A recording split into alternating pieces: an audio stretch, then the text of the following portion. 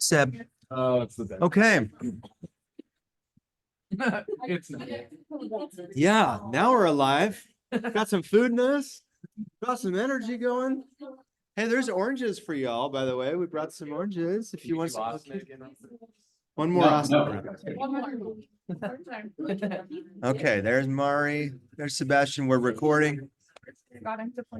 Well, let's chat about how sadhana went for you. Did you think about the question during break? What do you have to share? Who wants to share either or both what you succeeded with or what you struggled with this morning? With our small group, I'm sorry. So for the sadhana this morning, like, what did you struggle with or what did you succeed with today? Yeah, Hannah.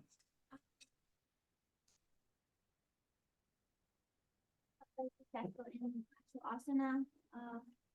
As I mentioned, I was very worried about this weekend because I've been so exhausted and I did not think I would have the energy. That felt very rewarding. Yay. However, I actually had a much harder time meditating than I have in a really long time, which is interesting because I've been doing a good job actually recently incorporating meditation daily. That was one thing that I was doing good with my sadhana every day, but not meditating. But I have been recently today, like I didn't. Well, that's great that you've been getting it in lately, though. Hey, here's a question I have for you about meditation. When you have a session that's not good, right? Like, is it still good? Yes. Why? Getting that much closer. Anything that you do is Oh, quoting the Gita over here. Anything done in practice is never wasted, right? No practice, effort and practice is never wasted. Yeah, bust me out one of those too, will you? Okay, thank you, Hannah, for cracking up. Kara, did you have a hand up? Doing too good. Up until we started the pranayama. I think it was just with all of the things we had to do, my brain was like, oh no. Did anybody else feel that way? Okay. Yeah. I like counted, and then you were like, put your tongue back and look up. The tongue was actually throwing me off the most, I think. They would kept coming back and I'm like, no, go back. I'm like, okay. The tongue is really hard in nadi shooting. Yeah. I think the tongue is hard in nadi shooting.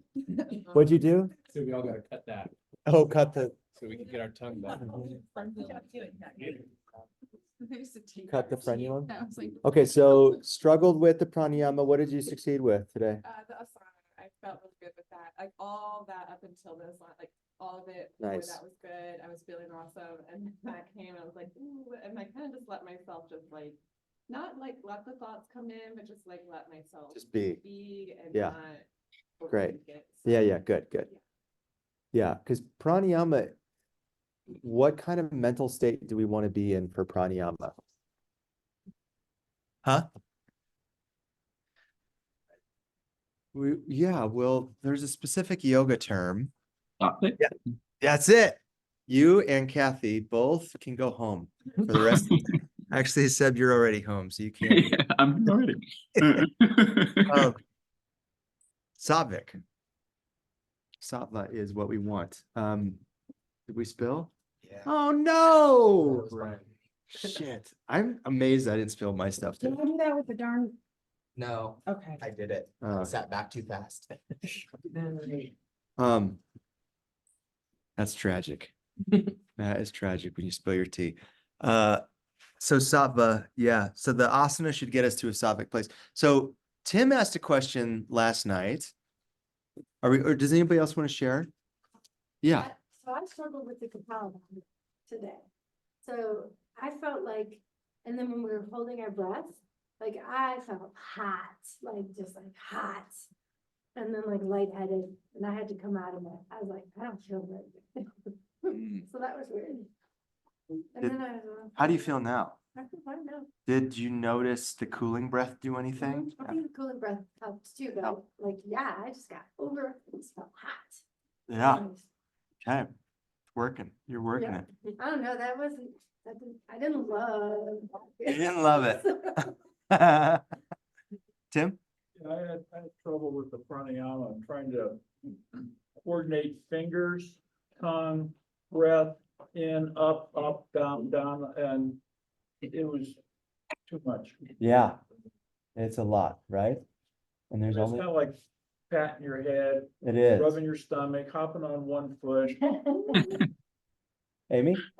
I actually really enjoyed that kind of breath because I was realizing I was definitely not being even-minded with my inhale and exhale on each side. And that like my inhale would go longer, but yet I think that was holding me back from finding that evenness. Yeah, Because like, the exhale just felt short. It was hard to figure out, but it's because my inhale was being too long. yeah, So it's not correlating. yeah. Yeah, so I really enjoyed that feedback.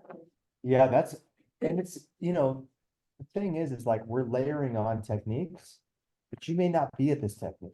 Does that make sense? So what we really need to understand are what is the order of operations with all these? So we have pranayama as a technique, but then there's all these techniques inside of pranayama, right?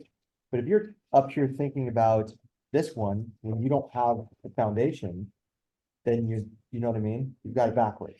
You've got to get the first things right. Adam.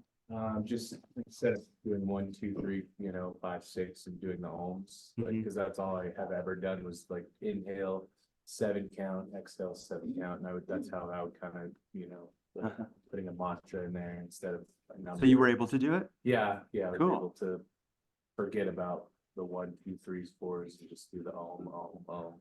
Can you get these windows next? Just kidding. No, I'm kidding. Clean them all. Oh, gotcha. Since you're cleaning everything. I'll go get another. But that was a legit tea spill. That went everywhere. Get more. Huh?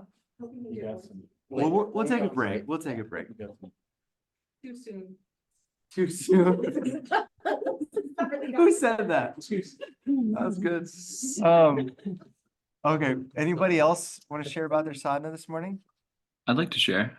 Please, Sebastian, go ahead. For me, so the first sadhana or like the first weekend, I felt like meditation was one of like my big pluses. Like I did really well with it and I liked it a lot. And it was like, I really need to find ways to fit this more into my life. And then today, it was totally different. I felt like maybe there were some vrittis or something. Like it was hard for me to put all the pieces together. So I just kept having to break it back down. And I got to a point where I was like, okay, let's just take a breath. Let's reset, wipe the board. We're going to start this back up from square one. And I was starting to get it a little bit more fluently there in the end. But it's interesting that a lot of people are saying like all the steps to the pranayama. I feel like there's a lot of steps to the meditation too, where it was like I had to really break it down to keep myself on track there. But I was really happy with Nauli Kriya, especially today, because that's like the one thing I'm doing every day, like so much. And yeah, just remembering back when I didn't even know how to suck my stomach in. And now I can do that at least in some pumps. So yeah, that's how I'm feeling. Let me I ask felt you the this. same way. Hang on, Mari, real quick. Seb, follow-up question on that. Mhm. Have you, now that you're doing Nauli every single day, do you notice anything from it? I What do you- definitely do. I feel like it's just a really good way to start the day. Like I feel a little more like after I've done it, I'm not anymore in that like kind of sleepy state. Like when you first wake up, you're a little I don't even know what the word would be, where you're just moving slow. And then after that Nauli Kriya, I'm ready to go, ready to move for the day. So maybe that's like the pitta switching to Agni, like that fire is ready to be used. And yeah, one other thing that I wanted to mention is it's different doing the meditation here, like in this just huge open room by myself with 2 dogs, rather than being there in the room. Like you can kind of feel the flow of the energy when you're like around everybody else in the meditation, but it's like here by myself, it's like I'm creating that energy and it just feels so different. Yeah. Mari, please, would you mind going? Yeah, I was gonna say that I felt this exact same way about the meditation. Last month I was like, oh man, I nailed it. And then this month I was like, I just need to practice more. But yeah, I feel the same way about the Nauli Kriya too. It's just like I've been starting my day with it as well and just like noticing like I don't know, like with my cycle, I'll get like really super duper irritable and it'll be about like everything and anything. And then whenever I do the Nali Kriya, it feels like I can focus my energy and not be so irritable about like the external or even the internal, and then actually use that like irritability energy for what I'm pouring my work into. Um, Wow. yeah, I really liked it. And I don't, no one noticed it, but my cat jumped up on me. And when I was doing the back bend and crescent, she like jumped up to my chest and I had to catch her there. That was a fun enhancement in the pose. Little assist. I got this adjustment. About. She's great. Oh my gosh. Who else would like to share? Anybody? Melissa? Like, I struggled so much with it last month and I was like, there's no way. And then that amazing video that y'all uploaded to our classroom, every morning on the way to work, I would play it again and again Oh. and again. Nice. And, even repetition. Yeah. It happened. So it felt really good to feel confident in that today. Nice. Nice. I have a Kathy? question. Oh, yeah. After Patty. No, go ahead. She'll wait. I don't I don't know like who is appropriate to ask about this, but with like a menstruation cycle and all the apana and prana going like downward and then doing the Nali Kriya with that, it kind of brings the energy upwards. Do you know of like if it's even like appropriate to do it during that time or if it's like better for it? I mean, I don't know if you would know specifically, Well, my Austin, my but teacher says that, or the person I learned this from says that it just depends on the person, really, like if it feels okay, if it's making things worse. I think if you have like really heavy cramps, that it's kind of just I wouldn't even go there, like don't even try it probably. But in terms of just like on a day where maybe you're not crampy, but you're still on your cycle, experiment with it personally. I don't think there's anything in the contraindications around Nowly for that specifically. Yeah, please, Hannah. oh, we can't hear her. Oh, so I'll pass it over here.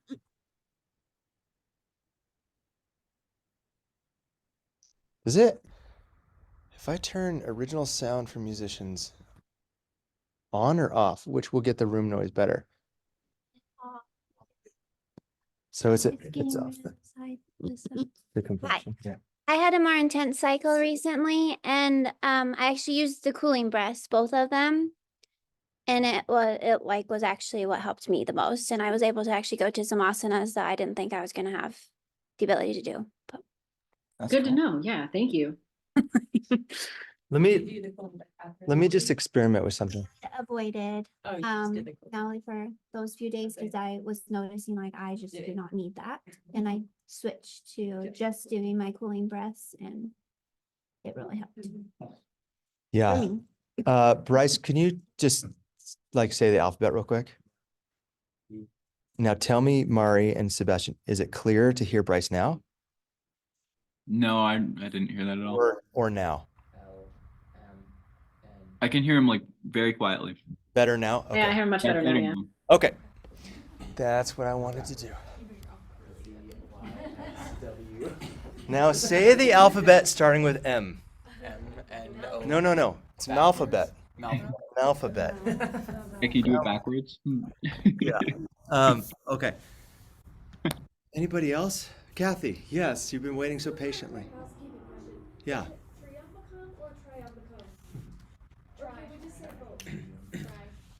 Yeah. Triangle pose. Thank you. It's actually really helpful. Try to learn it.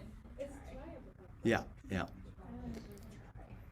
I've heard people do it both ways. And on the way here this morning, and I'm notoriously the worst about it because I mix it up all the time in my own practice. And I'm kind of like from the Krishna Das school of like chanting where it's like, it's more about the feeling and less about the pronunciation. But yeah. Huh? What did I say? Pronunciation. Menstruation. What's that? And menstruation. You women on your menstruation and your pronunciations.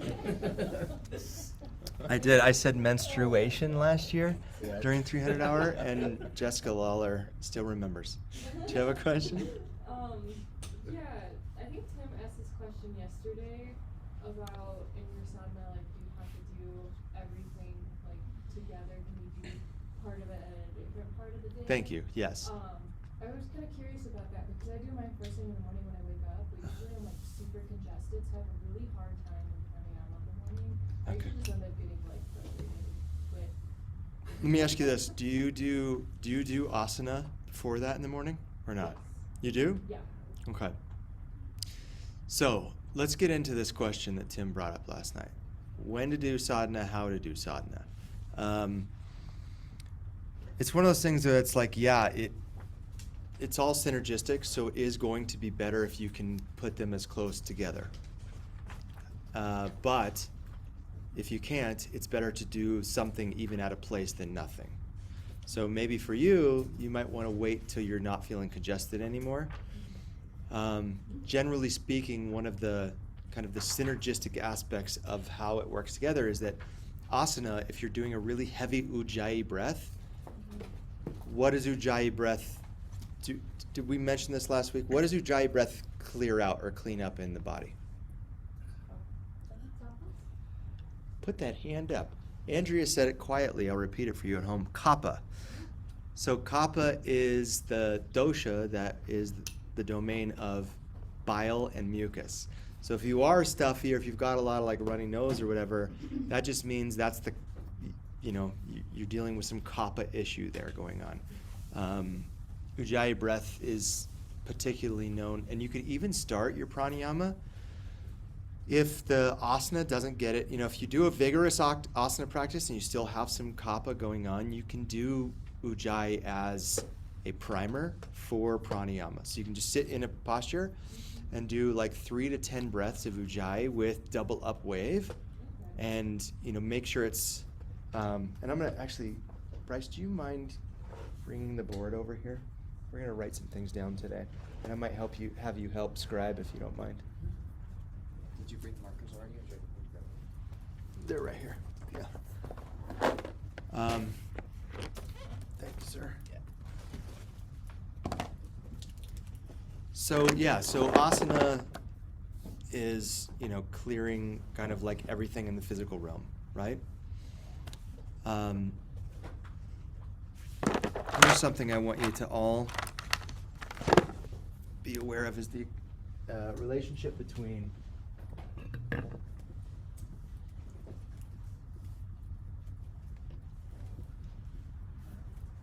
gross matter. That's going to be hard for you all to see, but I wrote gross to subtle here, okay? So this is everything that we're doing with every element of yoga, right? So generally speaking today, we worked with a lot of fire, right? We worked with a lot of air element. We worked with some water, right? Like a yin practice, a restorative practice is like all earth and water, right? But a vinyasa practice, you're really heating things up a lot. You're moving water with that heat. You're moving the mucus, the bile, and then the wind, of course, the air element. Everything is moving from gross to subtle. So on the gross side of things, we've got pitta, right? That transforms early on. We start to use Nauli to turn pitta, as Sebastian already mentioned, into what? Say it louder. Agni, yes. Are you recording? I am. Who said that? You get a high five. Thank you. I am, amazingly. Okay, then we have kapha. That's the gross dosha. We move kapha to the subtle form of kapha is, we're just going to call it oja. Now my pen's dying. Ojas. Who's heard the term ojas before? Shawan, can you say what it is? Or are you well acquainted with it enough to take a stab at it?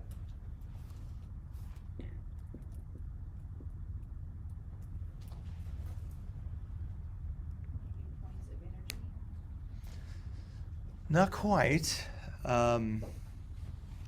Maybe you're thinking of like Marma points or something. Yeah.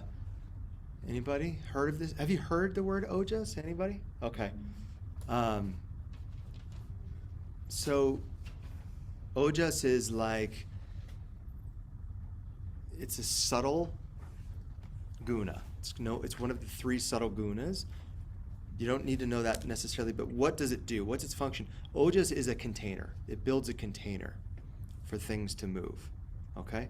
So like in the Hatha Yoga Pradipika, has anybody started reading that by chance yet? No? Okay, good. You're not overloading yourself. That's what I like to hear. There's a sloka early on that talks about how the yogi is like a piece of clay that's being fired in the kiln, right? And if without being fired in the kiln, and that's the Agni, right? The fire transforms the yogi from just mud, and if you've ever done that, you made like a cup out of mud, you pour water in it, what happens? It dissolves. But after it's been fired, the structure changes and it can hold the water because it has now ojas. That would be the idea of it. Ojas is the ability to contain spiritual energy. So when you're exhausted, by the way, and you're frequently exhausted, one thing you would want to do to reverse, we used to call this like adrenal fatigue or burnout or whatever it is, whatever you want to call it.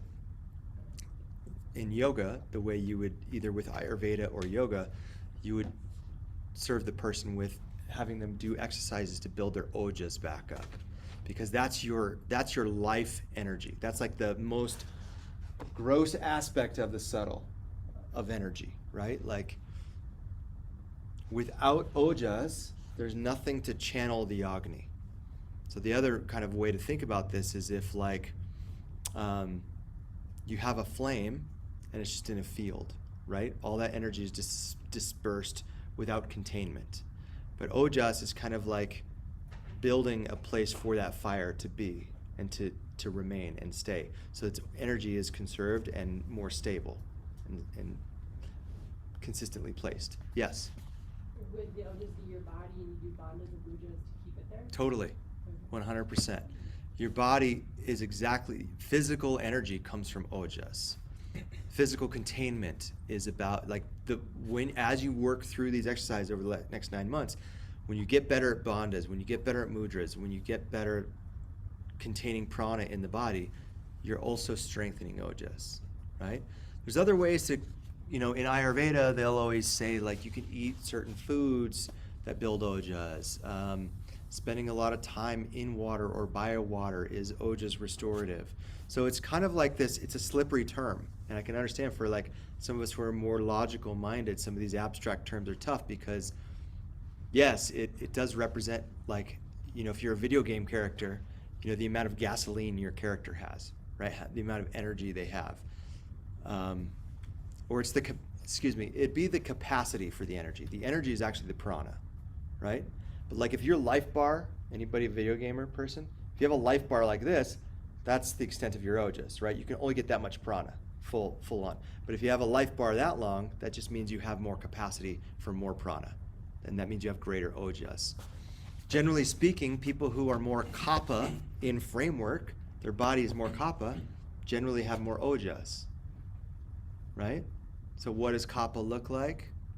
Thicker bones, a little bit more tissues on the frame, right? Things like that. Like kappa. Kapha. They also have really luscious hair. They usually have really kind of like, they have the best skin out of all the doshic types. Pitta is always red, Vata is always dry, right? Kapha is always like dewy and oily, and you're always like, oh, I want to be like that Kapha person over there. Oily in a good way, not excessively oily. Yeah. Okay, so Nawali Kriya begins converting Pitta to Agni. This is happening on a cognitive level. This is where you're changing. So like what Seb was talking about earlier, like I'm always tired, and then I do Nawali Kriya, and then I wake up. What is he actually waking up? He's waking his mind up, right? So then when we do asana, one of the things that we're doing is capacitating ojas by removing kapha. So here's another idea when we talk about the clay. Has anybody ever done much pottery? Yeah. So I don't know how familiar you are with like recycling clay or anything like that, but like when you recycle, and you can recycle clay, right? So if you screw up a pot, you can go and recycle it, but you have to be really careful about how, when you recycle it, you've got to get the impurities out of it. You can't mix it up with other types of clay. You can't get other stuff in there. So the material itself has to be kind of well balanced for it to become clay again. And that's kind of the idea of when we're removing kapha, we're essentially removing the things we don't want in the physical container, which is called ama. You don't have to remember any of this, by the way. This is just to give you a framework, another perspective of why we do all this the way we do it. And there's multiple different lenses to look at this. This is simply just one way, okay? So we're taking care of the mind first and foremost, then we begin to take care of the body with asana. By the way, what are the two things we're trying to achieve by the end of asana? We're trying to achieve, we already talked about sattva. That's a condition of the mind, correct? And then we're also trying to achieve one of the niyamas. Niroda? Tapas. What did you say, Mari? I said Niroda. Well, yeah, I mean, that if you achieve that, then like, boom, you're done. Yeah. I'm talking about like small, short-term goals that you can try to achieve each and every time, right? So, actually, there's no arrow there. It's just, this is kind of the mode of where we're functioning. Sattva and tapas.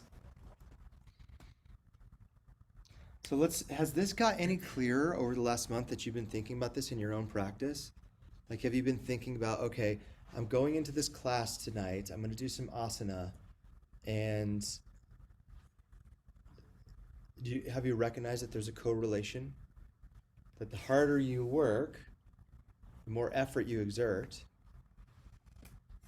the more that sattva is oftentimes the result of that. Has anybody ever experienced that? Like I remember, for instance, this isn't yoga, but one time I did the Imogene run. You guys, anybody done that one?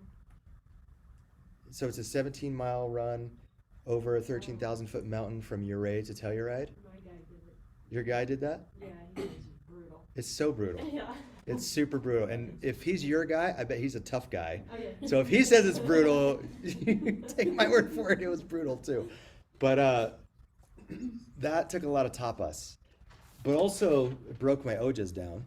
So that's the thing, is you've got to kind of balance it, right? Like you can get the fire so hot, the tapas so hot that it breaks the ojas down a little bit. But by the end of it, I remember we went to this Mexican place afterwards, and talk about Nirodha. Who said that earlier? Mari.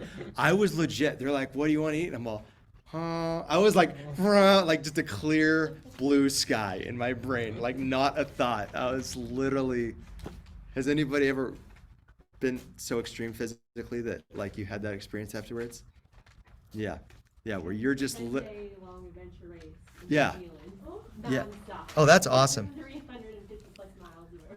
So it's not necessarily just being completely bonked, but it's like you are just, you're not attached to anything. You have no desires.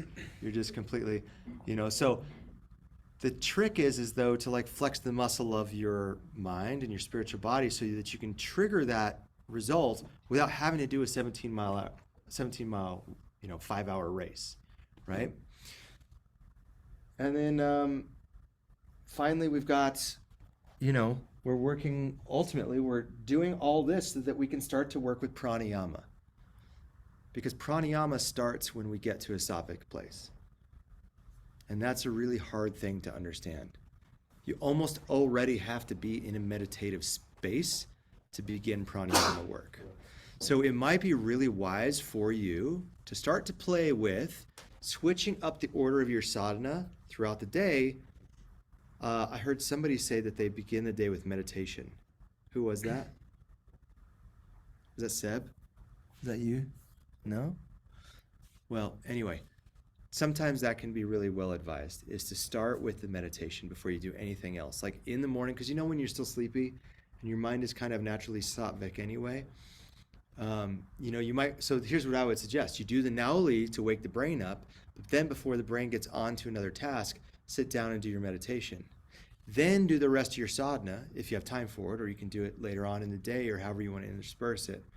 But you need to kind of start to play with experimentation around how you want to break it up throughout your day. So, for instance, I know during your time here, oftentimes you would have to kind of intersperse it around your work schedule and also coming to class. So how would you manage that? Yeah, so first thing when I got up would do Nally, and then typically right after that I would go and do my pranayama practice because I felt like I was usually pretty sattvic still and prepared for that, and then I would lead into that right into meditation. So I would just do that all in like one chunk in the morning, and then I would get my asana practice in the evening typically, and then if I had time, would usually try to do another round of meditation after an asana practice. Cool. Yeah, Shawan? I don't know if this is relevant, but like the first week after last month, I had a dental appointment. So I just put my headphones on Spotify, and for 2.5 hours while getting a crown, I just did the chant. And now my brain has a pain response. So my husband stressed me out, and my brain was just started chanting. And I wake up in the morning and I have aches and pains, and my brain starts chanting. Like it's now a stress response. I think I associated it, like, I was just like, I gotta remember this is gonna happen, this is gonna help me. And it absolutely helped me throughout that whole dental thing, but I realized I was tuning my husband out.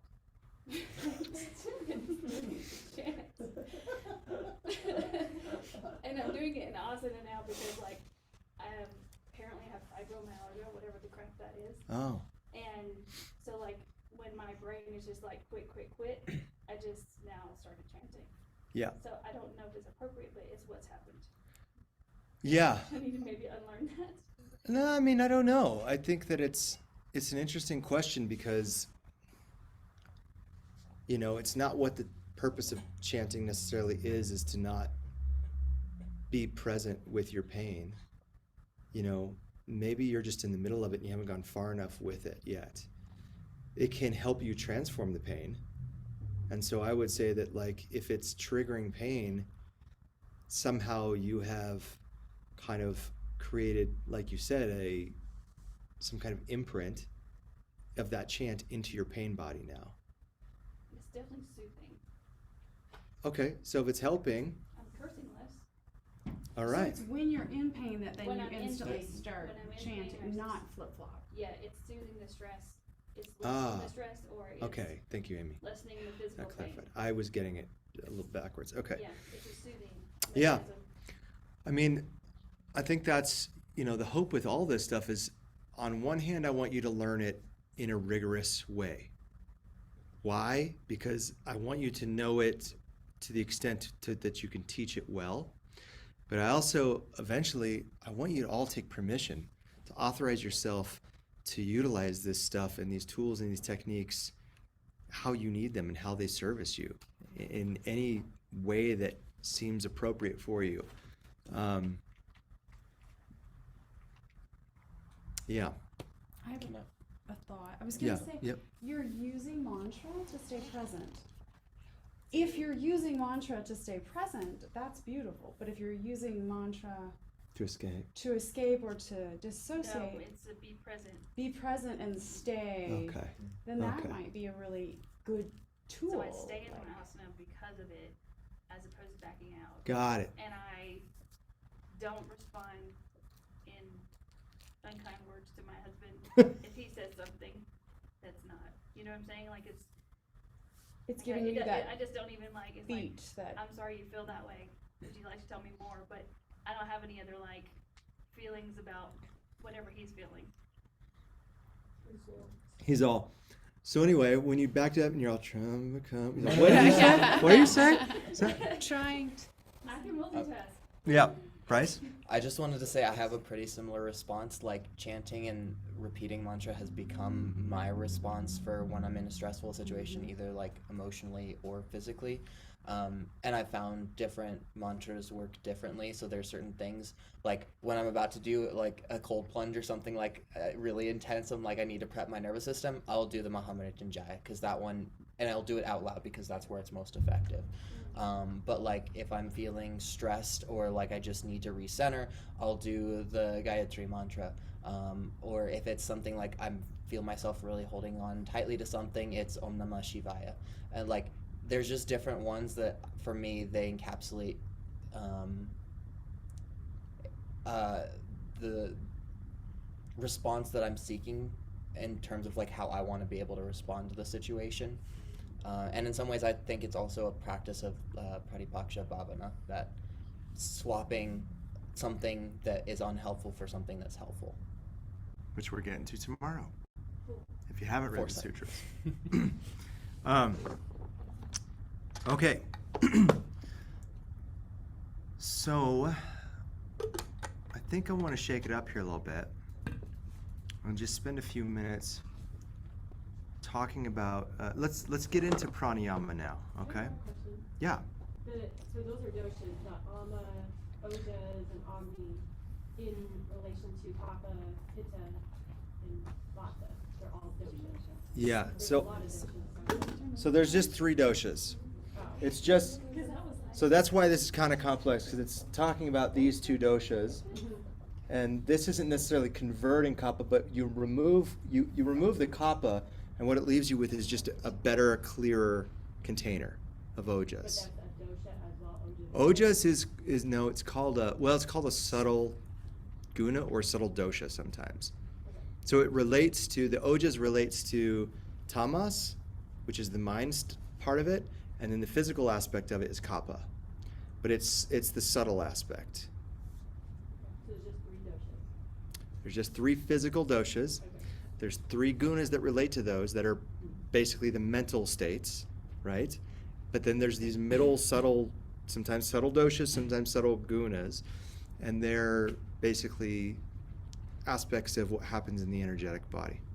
And so in that you have prana, you've got ojas, and then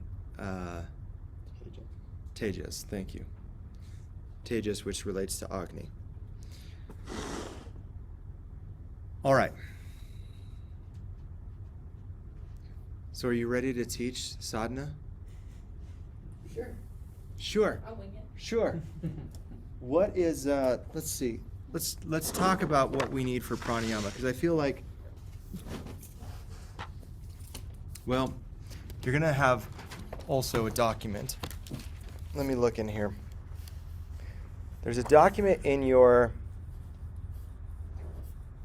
Google Classroom under Sadhana called Sadhana Timing Breakdown. And if you would write this down, Bryce, just so they can see it. Yeah. The name of the page.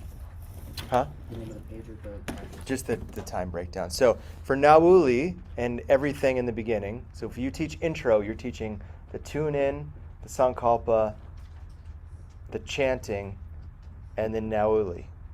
So today, if you recall, we did some movement before Nauli, right? But because I could teach the sadhana any which way I wanted to, I could take my time to build up to Nauli. You're only going to get 20 minutes in the intro. How long do you think you need to spend with Nauli? Probably in that intro. I would say, yeah, like 8 to 10 minutes of that 20 minutes needs to be Nauli. So then, how long do you think you'll chant for? 2-3 minutes, right? How long is Sankalpa and the tune-in? 2-3 minutes, right? And then if you add a theme in, which is optional, you could always start your class with a theme. So let's say you do that. So you've got 3 minutes plus 3 minutes. Let's say the theme is 2 minutes. That's 8 minutes. Let's say you want to spend 8 minutes on Naoli. That means that leaves you 4 minutes of movement in between, right? But that's being pretty moderate. Sorry, I know I'm doing weird stuff with the computer. I was showing Bryce the screen, you all. You can see it though too. If you go to the Google Classroom, you can just look at the breakdown there. Asana, 45 minutes. For asana, it is really important, again. Oh, let's take some notes here. For tune-in and Sankalpa, here are the expectations. Allow the student time to center themselves and allow them time for the Sankalpa to be applied. Does that make sense? So you can't say, okay, say your Sankalpa. Now let's tune in, right? Like my Sankalpa takes at least like 20 seconds to say to myself in my head, right? So you say, okay, set your Sankalpa, and you give them time to sit with that. In terms of what's expected with the mantra, with the chant, well, it needs to be a consistent rhythm. That's probably the most important thing. Along with your voice needs to be loud. Okay? So it's tricky because you can start this classroom off and go, Om, and then fall back into the back because everybody knows it. But what we want to see from you is you lead the mantra from a leading voice, clear, relatively correct pronunciation, as best as you can do. We're not going to like mark you if you don't got it wrong, but there's a big difference between like it not being practiced versus just some things that are you get marble mouth about, and that's okay, right? I would also say that like the mantra is a good time to add in a personal iota. Like, what does it mean to you? What can you offer the student around a teaching regarding entering into this really foreign technique, right? For most of us, we don't do mantra often, especially these kinds of mantras. When we get into Naoli, your cues, what are our cues for Naoli? So remember from the 200 hour, we do ground up, right? Wide stance. Hands on knees. Lock out the arms, elbows. Elbows locked out, Sebastian, yes. Yeah, rounded back. Yeah. Good.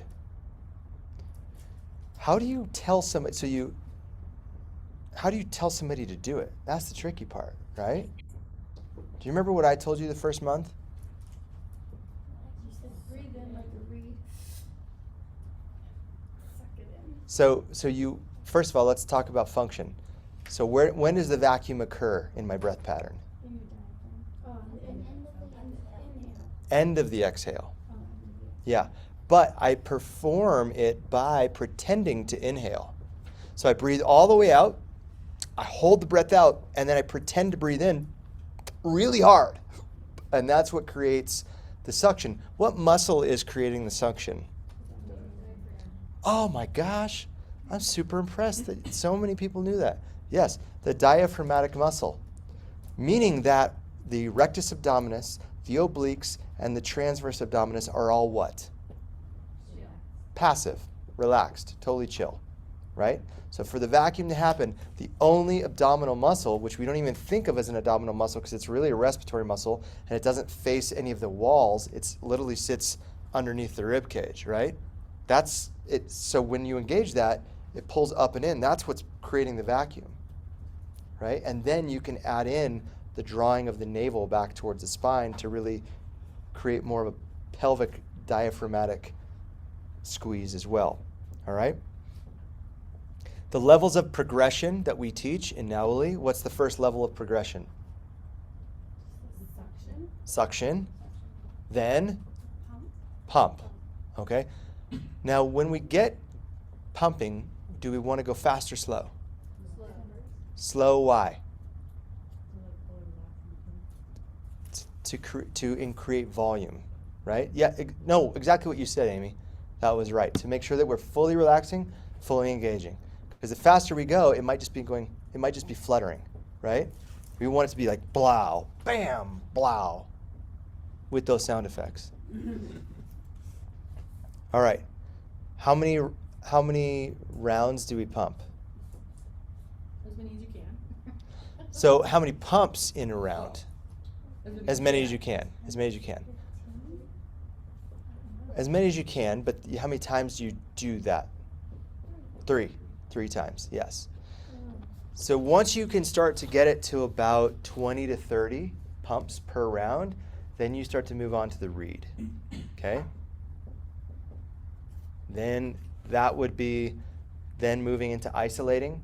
So you'd hold the breath, you'd create the reed, you'd move it to the right, you hollow it out all the way, you move it to the left, you bring it back to the reed. To the right, hollow it, left, reed. And then eventually you get fast with it. I would just make a note to encourage your students to make an extra effort during Nowali because it's confronting, it's uncomfortable, and nobody wants to do it. So there's a big hump in terms of the learning curve to get over Nowali to do, okay? So remember that even in your own sadhana, when you're trying to learn it, be like, oh God, this is hard, I'm sucking at this, but I'm gonna give it one more try. Like that's the moment, you know, like they always say like when you're weight training, the moment your body says no more, you do 2 more reps, right? Same thing with your gut. Like as soon as your body's like, I'm done, don't let your body, when you let your body take over, that's the pitta taking over. It creates more agni to be like, no, I'm gonna stay disciplined, I'm gonna do 2 more. Okay. Asana. So let's recap the Cambio standards for asana. Can we back up a little bit? Yeah. Tell me the name of that document, sorry. Oh, there's a document called Sadhana Timing Breakdown.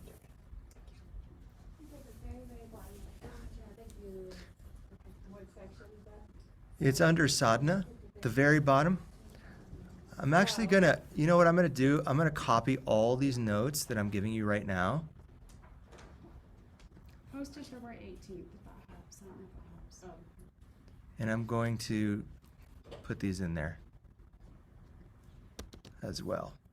Because I think this will be helpful for you.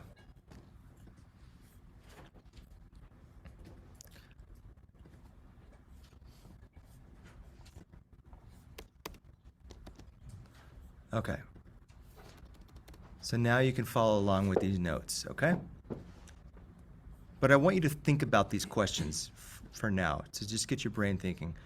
What are the Cambio standards, right? So what did you learn last month about asana? There were two workshops you had with Laura. Beginning, middle, and end. Well, what was the workshops called? You don't even remember now, do you? It's okay. So foundational postures, does that ring a bell? Yeah. Does Laura ring a bell? Does 300 ring a bell? Have you ever heard of Cambio?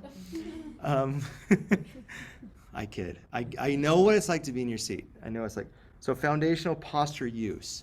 So that when you're teaching asana, foundational asana should be a big part of it.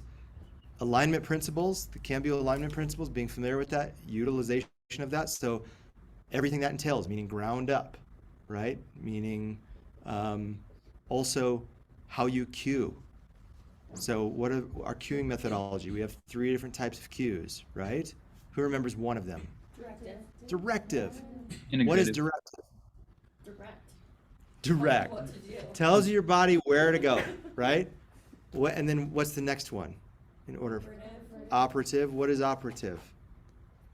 More of like a feeling, like functional. So, right. So like if I'm in Warrior 2, you might say like bring my hands in line with my shoulders. So all my limbs are like, that's directive. But if you said something to me like rotate my armpits up or my humerus bones forward, that's operational. right? Because that's going to be different from everybody else. But everybody's going to have the same sense of line, if that makes sense. So operational is a little bit more like there's a sense to it. And then as Sebastian said, there's integrative as well. What is integrative? This is what we're really going to start to get into in the 300 hour now. You don't really get much of this in 200 hour. Subtle body. Subtle body is the biggest one, yeah. So subtle body, it's all about like directing mental focus and energy. So when you talk about integrative cueing, you're directing prana and you're directing manas, the mind and the energy of the body. So really the first two, well, the first one's purely alignment, directive, right? It's transition cues, it's just getting yourself into the shape. Operational has a lot to do with sensation and experience. So, thank you, operational, operative. And then integrative is about how do you take it, you know, to what's the next step in the subtle body, right? Okay. Just expand into infinity, that's all. Expand into infinity, exactly. I love that cue.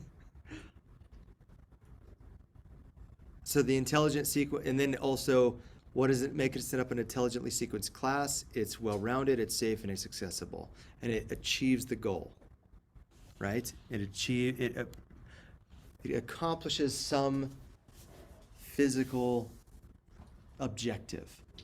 That might be a peak pose. It might be we're opening shoulders today. You know what I mean? We're bringing awareness to prana vayu. That's what intelligently sequenced. And then establishing tapas and promoting a sattvic effect. So there's a lot to do in an asana class. But here's the easy thing. If you just keep it, especially you newer teachers and younger teachers, keep it germane to what you learn in 200 hour, but modulate it to a 45-minute sequence, you're going to be ticking most of those boxes. Okay? All you got to do is just try to pepper in a few integrative cues along the way. Just try to up-level a way of like, okay, what vayu do we want to work with? Do we want to work with a chakra here? Do I want them to breathe a certain way? Do I want them to use a bandha? By the way, you could always talk about Mula Bandha in asana, right? It's a great one. That's integrative cueing, is talking about, you don't ever have to even say the word Mula Bandha to make it a Mula Bandha cue and still integrative. So take the pressure off yourself. You don't have to be like Mr. Yoga Know-It-All, and you can still be really accessible to your students, but while really ticking the box of being a really proficient yoga teacher, not just yoga instructor. See the difference? The goal with all this is that your knowledge base is so broad and so large that any given point what you're teaching is roughly 10% of what you know and no more. That's really important to understand from good teaching, is that you should never be teaching more than 10% of what you know. You're trying to do too much.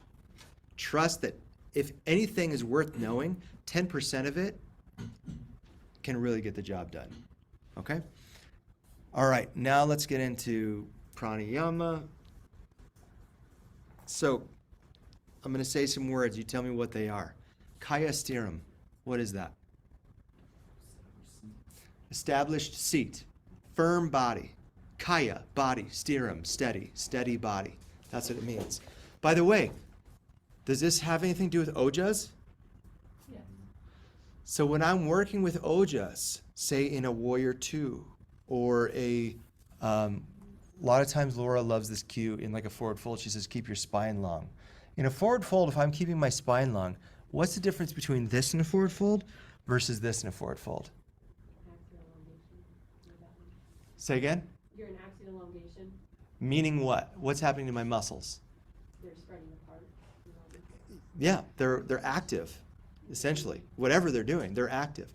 So if I'm creating a conditioning of those muscles along the spine erectors, all these kinds of things, my QL, my lumbar, if I'm creating a condition to where my muscles are getting used to keeping the spine steady, strong, straight, and long, then when I come into Kaya Stiram, I've got those ojas to where I don't need to be fighting this the whole time, right? Because this, by the way, when I started yoga 15 years ago, if you sat me on the floor, you know, this was comfortable. This is where I wanted to be.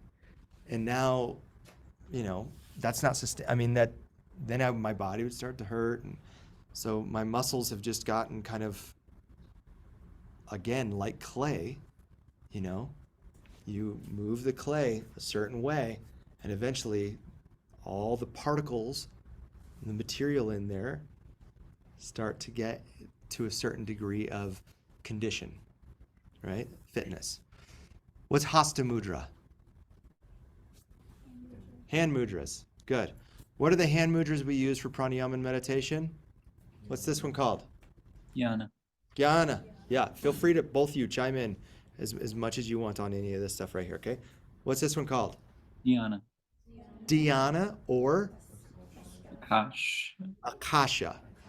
Dhyana means meditation. Akasha means ethereal.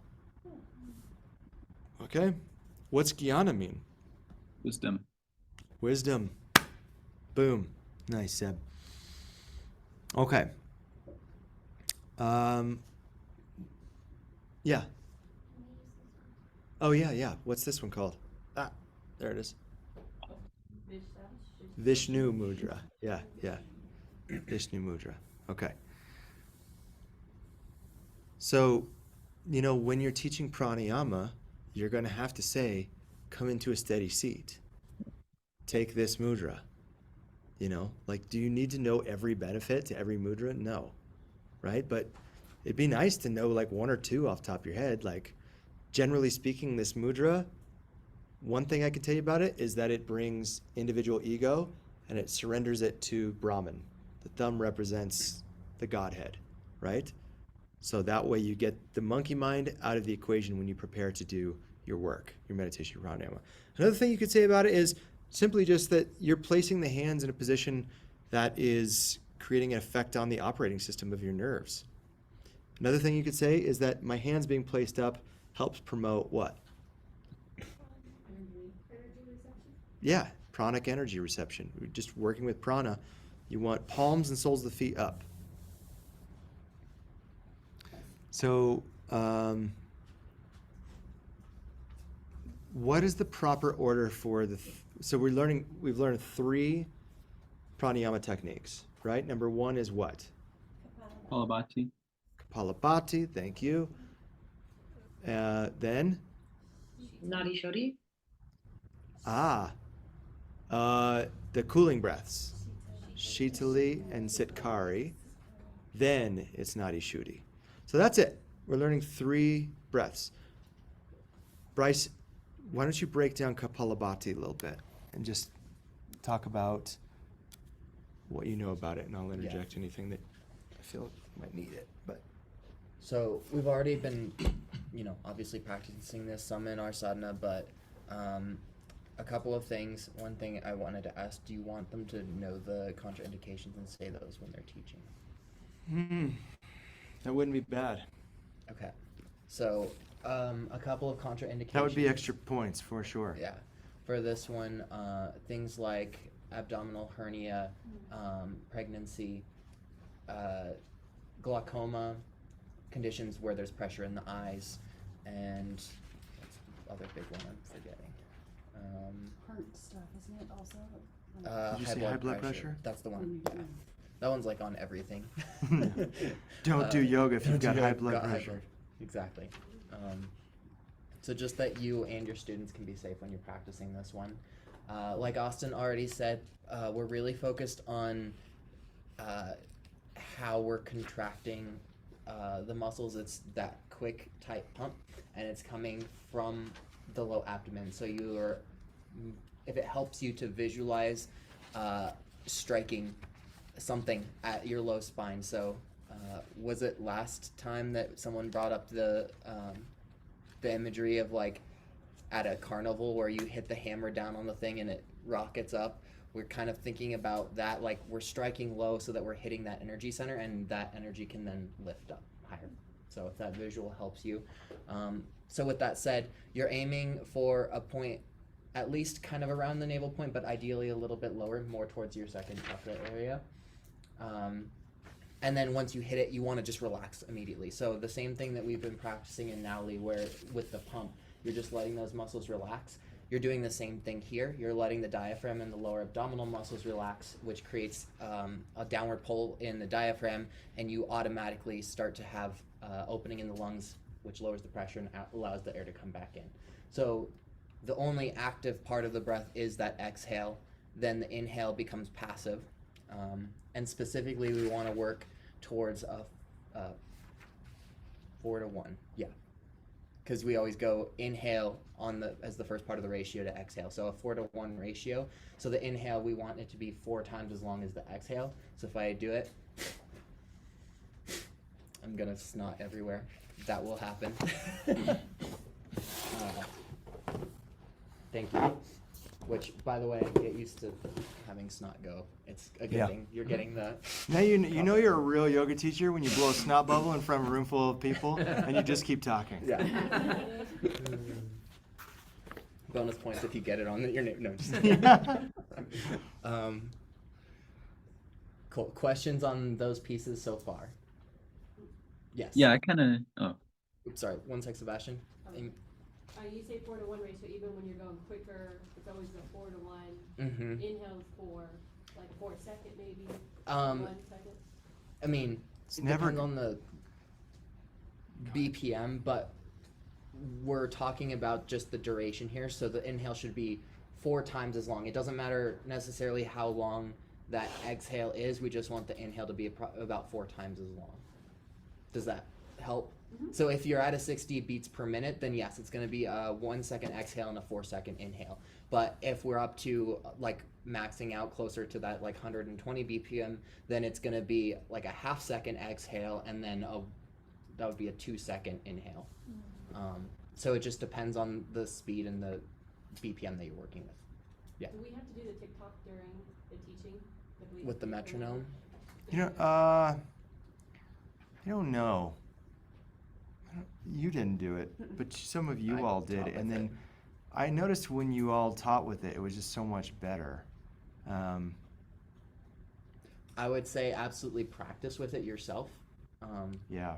And then if you feel comfortable, it does take a little bit of practice of like, I like to get the metronome going so people can start to know what that count is going to feel like. And then you just, if you've been in music before, it's a little easier. You're like 5, 6, 5, 6, something like that. But just something to get people into it, because otherwise if you're just like, and go, that can be a little bit tricky. But I would say if you can smooth that over, it really can be helpful to work with the metronome. What's that app for it? Pro Metronome is the one that Austin and I use. 54 is a good place to just start, 54 BPM. And then increase or decrease with multiples of 9 to just explore with speeding it up once you feel like you're getting specifically a real honest 4 count inhale. So you only really speed it up when you feel like the inhale is lasting the full duration of 4 times the length, right? So if you're like, and then your breath just kind of stops, you've got work to do, right? It's got to be like,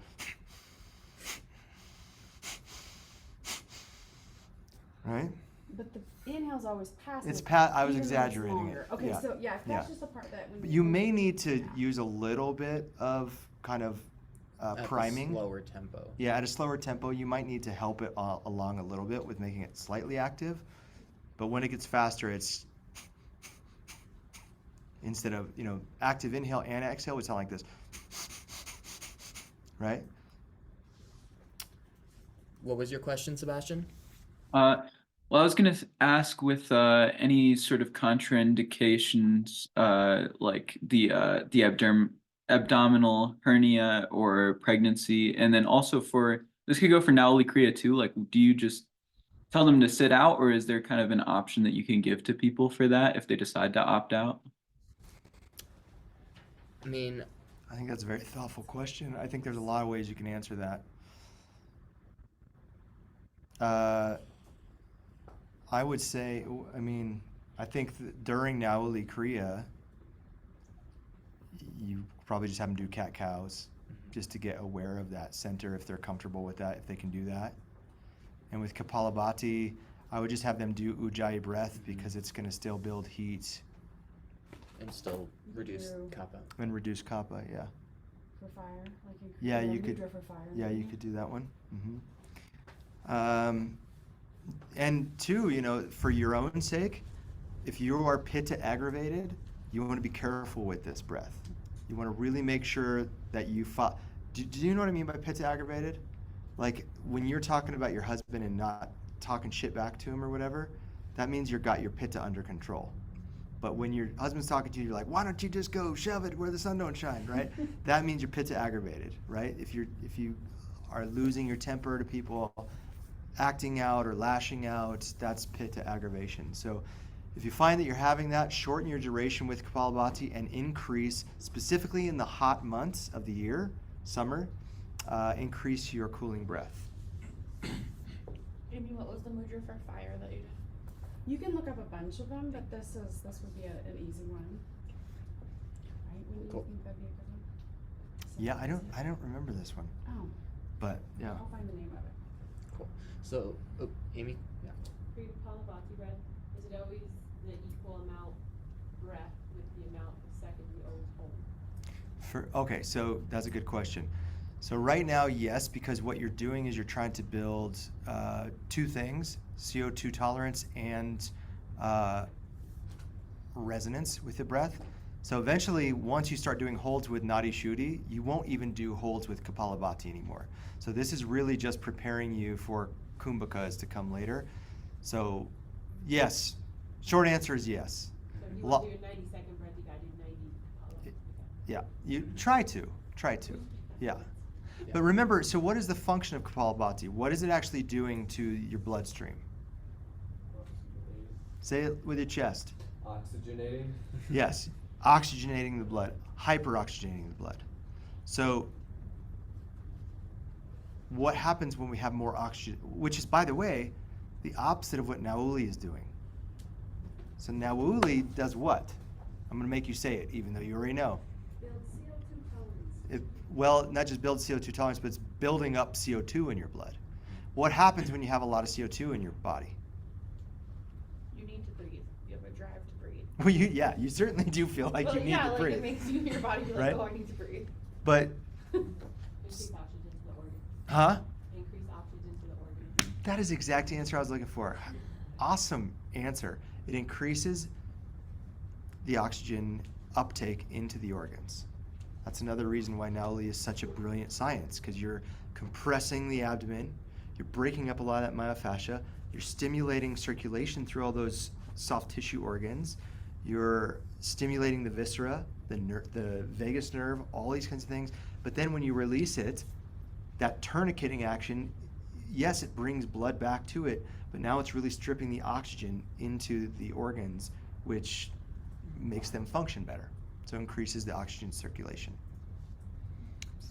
CO2 is the molecule that triggers the body to take up oxygen.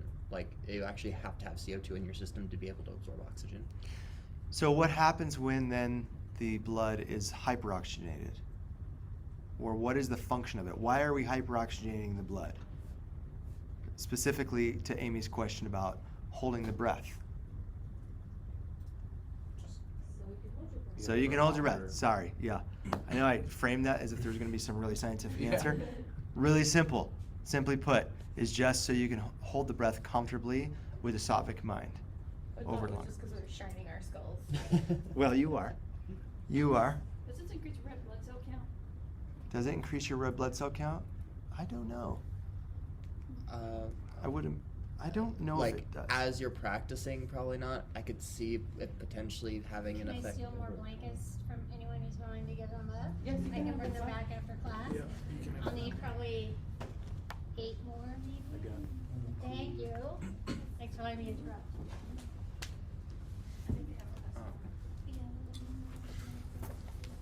I mean, I think the breath would have to increase the erythropoietin, which is the hormone responsible for red cell production Yeah. within the kidney. So I think I would Yeah. have to look in the mechanism more, but it could be similar to the process, though, of like when you go to higher altitudes, where the concentrations of CO2 and O2 change, probably the production of that it may hormone. increase your EPO.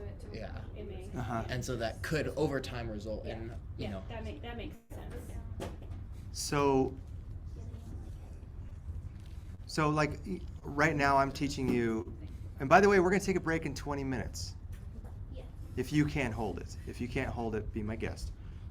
Or if you're like, I'm just out of here. 300 is over. We can- So again, we're teaching you so that you can teach from 10%, right? Are you expected to know all this? Are you expected to say, this is what your blood oxygen needs to be for this? No, but like, I want you to understand how these mechanisms, it's real brilliance behind that the yogis were doing this for, thousands, at least hundreds of years without even knowing the science behind it. And then here we come along and we look at the science, we're like, oh, this actually fits perfectly into this dovetails into this, so that when we eventually get to Nadi Shuddhi, and it turns into Nadi Shodhana, when we're doing holds, you're doing long holds, by the way. You get to long, long holds. And so having hyperoxygenated blood will get you to the point where you kind of get over the hump of being able to do those holds without discomfort, so you can kind of train your body how to handle it. Yeah. Yeah. So the whole reason why we want to hold retention is that because the vertices do stop for cessation more? Yeah. Is that that's the main reason? They may not stop, but they will slow down. Okay. And the tendency is that they will eventually stop. So the longer you hold your breath, the slower the vrittis go. Because remember, prana and mana, the mind and energy, have a kind of a sibling relationship. It's not master-slave. So if prana is the thing that takes the charge, manas will follow it. If the brain takes charge, prana will follow it. So what we're doing now is giving the power to the prana, and we're slowing it down, we're stopping it. The manas might be really active with vrittis, but the more that we do that, the slower it'll eventually get, and it might stop if we do it enough. Yeah. Do you think the yogis did like, I don't know, tests or something like that, like, in the book, Bhagavad Gita, where you put him in the water and he just had death at his eyes, and then just having that whole awareness of almost dying, stopping your breath, not breathing, or being pushed in the water, just gives you more that enlightenment of who, what, wherever you believe. I wonder if they did stuff like that, like Oh, well, I mean, little trials and tests. That's why we now have retention as this main thing. right, I Lots mean, of studies with different people. I think Check it underwater.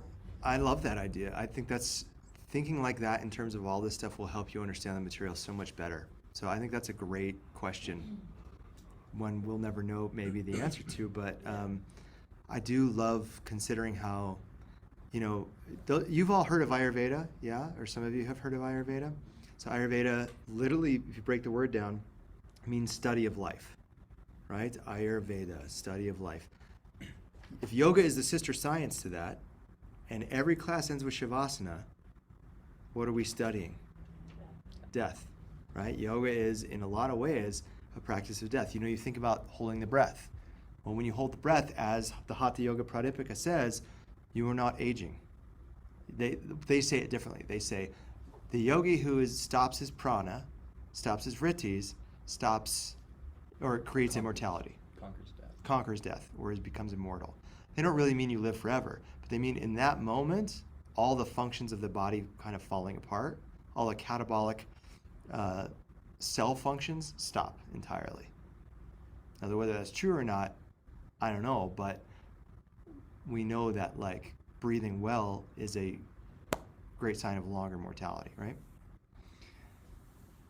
The point with all this, though, is not to just blindly believe it. You can, if you're more of a bhakta and you're like, I need to believe it to do it, and I'm not, I'm just going to go ahead and believe it from the outset. But some of you are more jnana yogis, right? You're more logical, rational. So treat this all as a science experiment. And by the way, you're the lab rat. And if you've ever done any science experiment, the outcome is always predicated upon how well the experiment is run. So if you're sloppy with your experiment, your data is going to be impure, right? So you got to start getting really good with your data, because your data then informs how you're going to ultimately teach it. Yeah. So finish up the last. Please do. Yeah. Here. Okay. Cool. So Quickly. we talked about the technique. Just talk about the timing. So we do our rounds. I think for the sadhana purposes, probably like 15 rounds with then the 15-second hold, 30 rounds, 30-second hold, and then I would double one of those. Either do 2 rounds of 15 strikes with 15-second holds and a 30-second strike. Sorry, pause. 2 rounds, with you. 15 and 15. 1 round 30, 30, and I mean strike and then hold. Or 1 round 15, 15, and then 2 rounds of 30, 30. Does that make sense? Or is that confusing? We need nods. Yes. So it would be, we're doing, So you do 3 sets of Kapalabhati. yeah, overall you're doing 3. How many, let's ask them. Yeah. How many rounds do you do it? 3. Okay, but how many breaths do you do in the first round? 15. How long do you hold it for then? 15. 15 what? Seconds. Good. Now, second round, how many do you do? You have an option. What is the option? You can do 15 for 15 or 30 for 30. There you go. And then what's the third round? 30. 30 or 45. I would stick with 30 for 30 while you're teaching for now. Great. Is that all? And then just the last little note was, reminding students about Jalandhara Bandha as you're going into that breath retention, and then also reminding them that they're welcome to release, if it reaches the point where it's just not sustainable to stay in it before time is up. So, skull cleansing, skull shining, you're also removing any of residual kapha in the mind, known as tamas. Tamas will bring you down and get you heavy in pranayama. You need to be bright and clear and sharp for pranayama. So Kapalabhati, that's why we start with it, because it primes the mind so that when we get into Nadi Shuddhi, we don't just get hypnotized into it and fall over into a slumber, right? Make sense? Okay. Cooling breath, obviously to counteract some of the fire that we're working with. What's the taco tongue one called?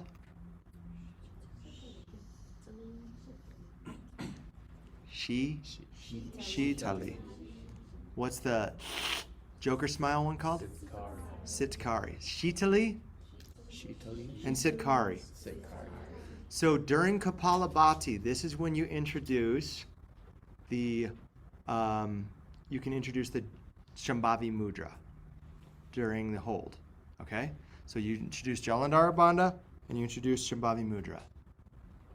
During this cooling breaths, now we're going to start to introduce the 3-part double up wave breath and Jiva Bandha, as well as you're continuing to do the Shambhavi Mudra. Does this make sense? You might want to write this down because it's going to be expected in your teaching. So when you do Kapalabhati, this is when you introduce Shambhavi Mudra. This is not in your notes. I would write this down. During cooling breath, you introduce Jiva Bandha and 3-part double up wave. But you also continue with Shambhavi Mudra. Okay? And you continue with your Hasta Mudra, either whether it's Jnana, Dhyana, or, yeah. Question? Yeah. What was before the 3-part double up wave that we're introducing? Jiva Bandha. Thank you. And that's only on the exhale, right? Because the tongue is doing either taco or pool shape for the inhale. So now, by the time they get to Nadi Shuddhi, they have Kaya Stira, they have the Asta Mudra, they've got Jiva Bandha, they've got Shambhavi Mudra, and they've got the double up wave. So now all we're really, in theory, introducing is the alternate nostril technique to begin with, right? And then the counting. So that makes it a lot more simple if we do this right. Does that make sense?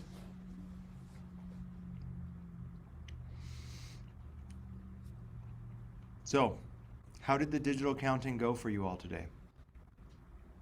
Is that a chore? Is it tough?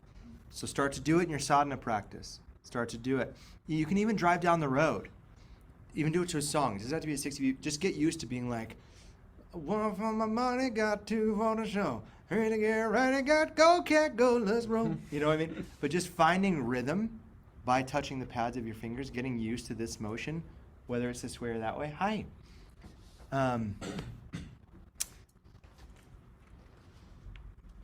Yeah, and, How old are you? what?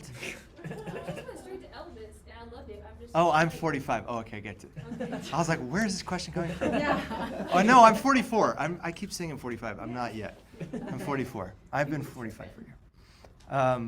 All right, so now I do want to tell you the next techniques for Nadi Shuddhi that you're going to be practicing tomorrow. You're going to be adding a mantra and a visualization with it, okay? This is as far as we're going to go with Nadi Shuddhi in this training. So the mantra that you chant as you go in through the left and out through the right is VAM. V-A-M.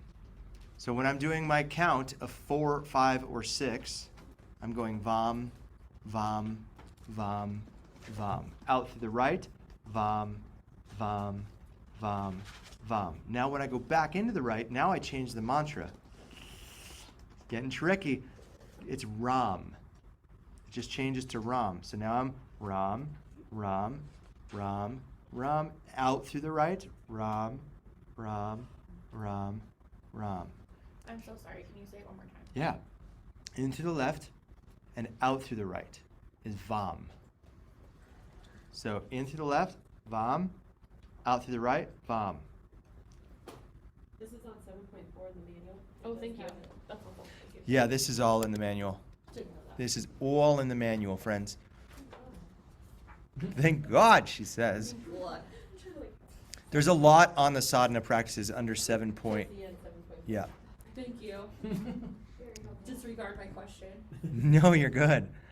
Why do we do Ram and Ram? Rom's right Vam is left, and Rom's right. right. So Vam is in left, out right. Ram is in right, out left. So the Vam is you're bringing pranic current through the Ida Svara Nadi. Okay? So remember this from chakra nights, the Ida and the Pingala, the lunar and the solar. So you're just stimulating more pranic energy, which Vam and Ida represent the manas aspect of your energy, the more mental, the cerebral part of your energy. Whereas when you go Ram, it's the Pingala, it's the fire, it's the body. So it's where, so remember, it goes body, energy, mind. So energy's in the middle between the body and the mind. So there's an energy that relates to the mind, that side, and there's an energy that relates to the body. And we're just balancing these two energies in the middle. So now, then you can start to create a visualization. When you're breathing in with Vam, you're striking Vam with the count, and you're visualizing a silver moon in the center of the skull. Right? That's it. Just a white moon, about 10 centimeters, 6 inches, right in the middle, just bisecting the head, right in the middle. Question? Then when you do Ram, you visualize about the same size of a sun right here at your third chakra. These are known as the two poles of the pranic battery, right? You think about your car battery, it's got a negative pole and a positive pole. This is your pranic battery. This is what gives you energy. Earlier we were talking about energy. Where does the energy come from? It comes from prana. So that's what we're going to try tomorrow when we do this technique. I know you just learned the digital counting, but we're going to try Vam, Vam, Vam, Vam, visualizing the moon, Ram, Ram, Ram, Ram, visualizing the sun. If this is hard, feel free to go to Google Images, print out a picture of the sun and the moon, put them like this where the moon is above it, the sun is right here, just stick them to your wall, right where you do your sadhana, and just look at the moon while you chant Vam, and then while you chant Ram, look at the sun. And then imprint it, Tim, like you did today with the light for the red line. You can imprint it, you can, legit, and then close your eyes and see it in your mind's eye. Yeah. Yeah. When we go in through the right and out through the right, which is Ram, we're focusing on the Pingala. Hang on. Say that, start over. In through the right out. In through the right, out through the right. You wouldn't do that because you switch on the out. Out through the left. Yes. That's Ram, that's Pingala, that's the sun. What was the Vam? Vam is in through the left, out through the right. That's the Ida. Thank and that's the moon in the skull. This is where things get weird, right?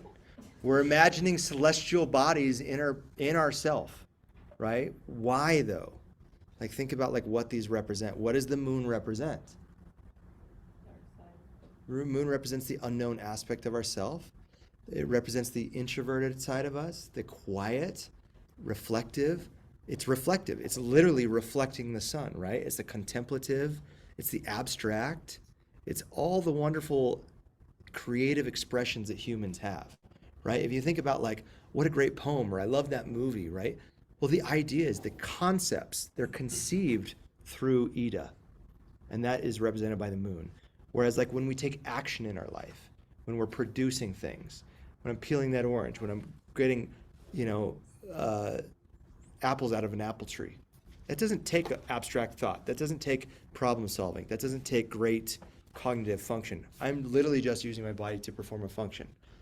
And this is an interesting thing, that humans have these kind of two really different aspects of ourselves, but most of the time we're either in one or the other, one svara or the other. So the function of Nadi Shuddhi, remember, is to balance the two.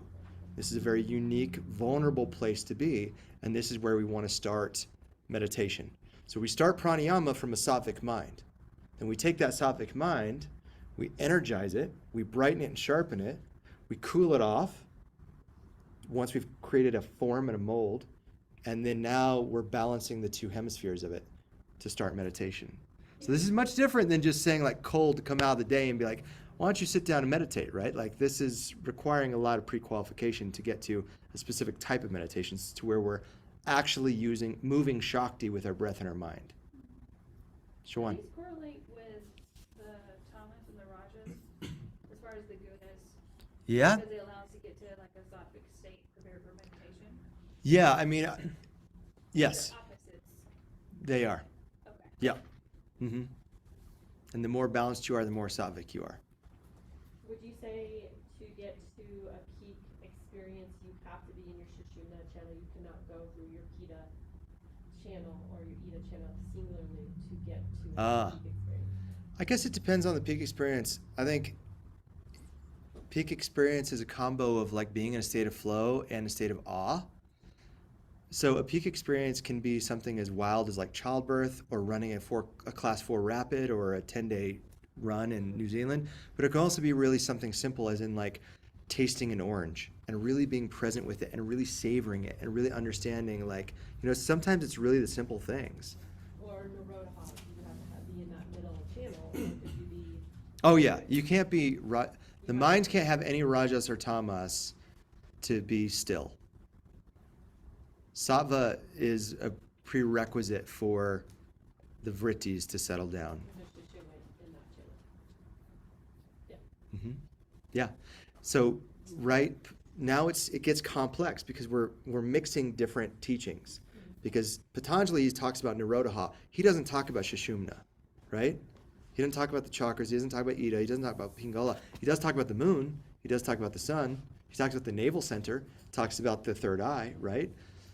Whereas Hatha Yoga, these techniques arrive from, they get to some of the same goals as Patanjali, but they're using a different lexicon. They're using a different vocabulary. And so the techniques, it's easy for us to think they're all the same because we're looking at it through the lens of history and they all kind of line up. But we also have to kind of look at it from the side every once in a while and be like, okay, this is as far as this idea in Hatha Yoga goes. Yes, there might be some overlap with Patanjali in yoga, but sometimes it's altogether a different idea too. Okay, we're gonna take a break. Take 15 minutes? Good? We didn't even talk about meditation, Amy. I know we did not. But There's another day. we'll just do another day. Any questions on this stuff? I just have one quick one before break. Yeah. So are the Ida and Pingala connected to the second and third chakra then? Ida and Pingala are connected to every chakra. So this is a good question. Yes.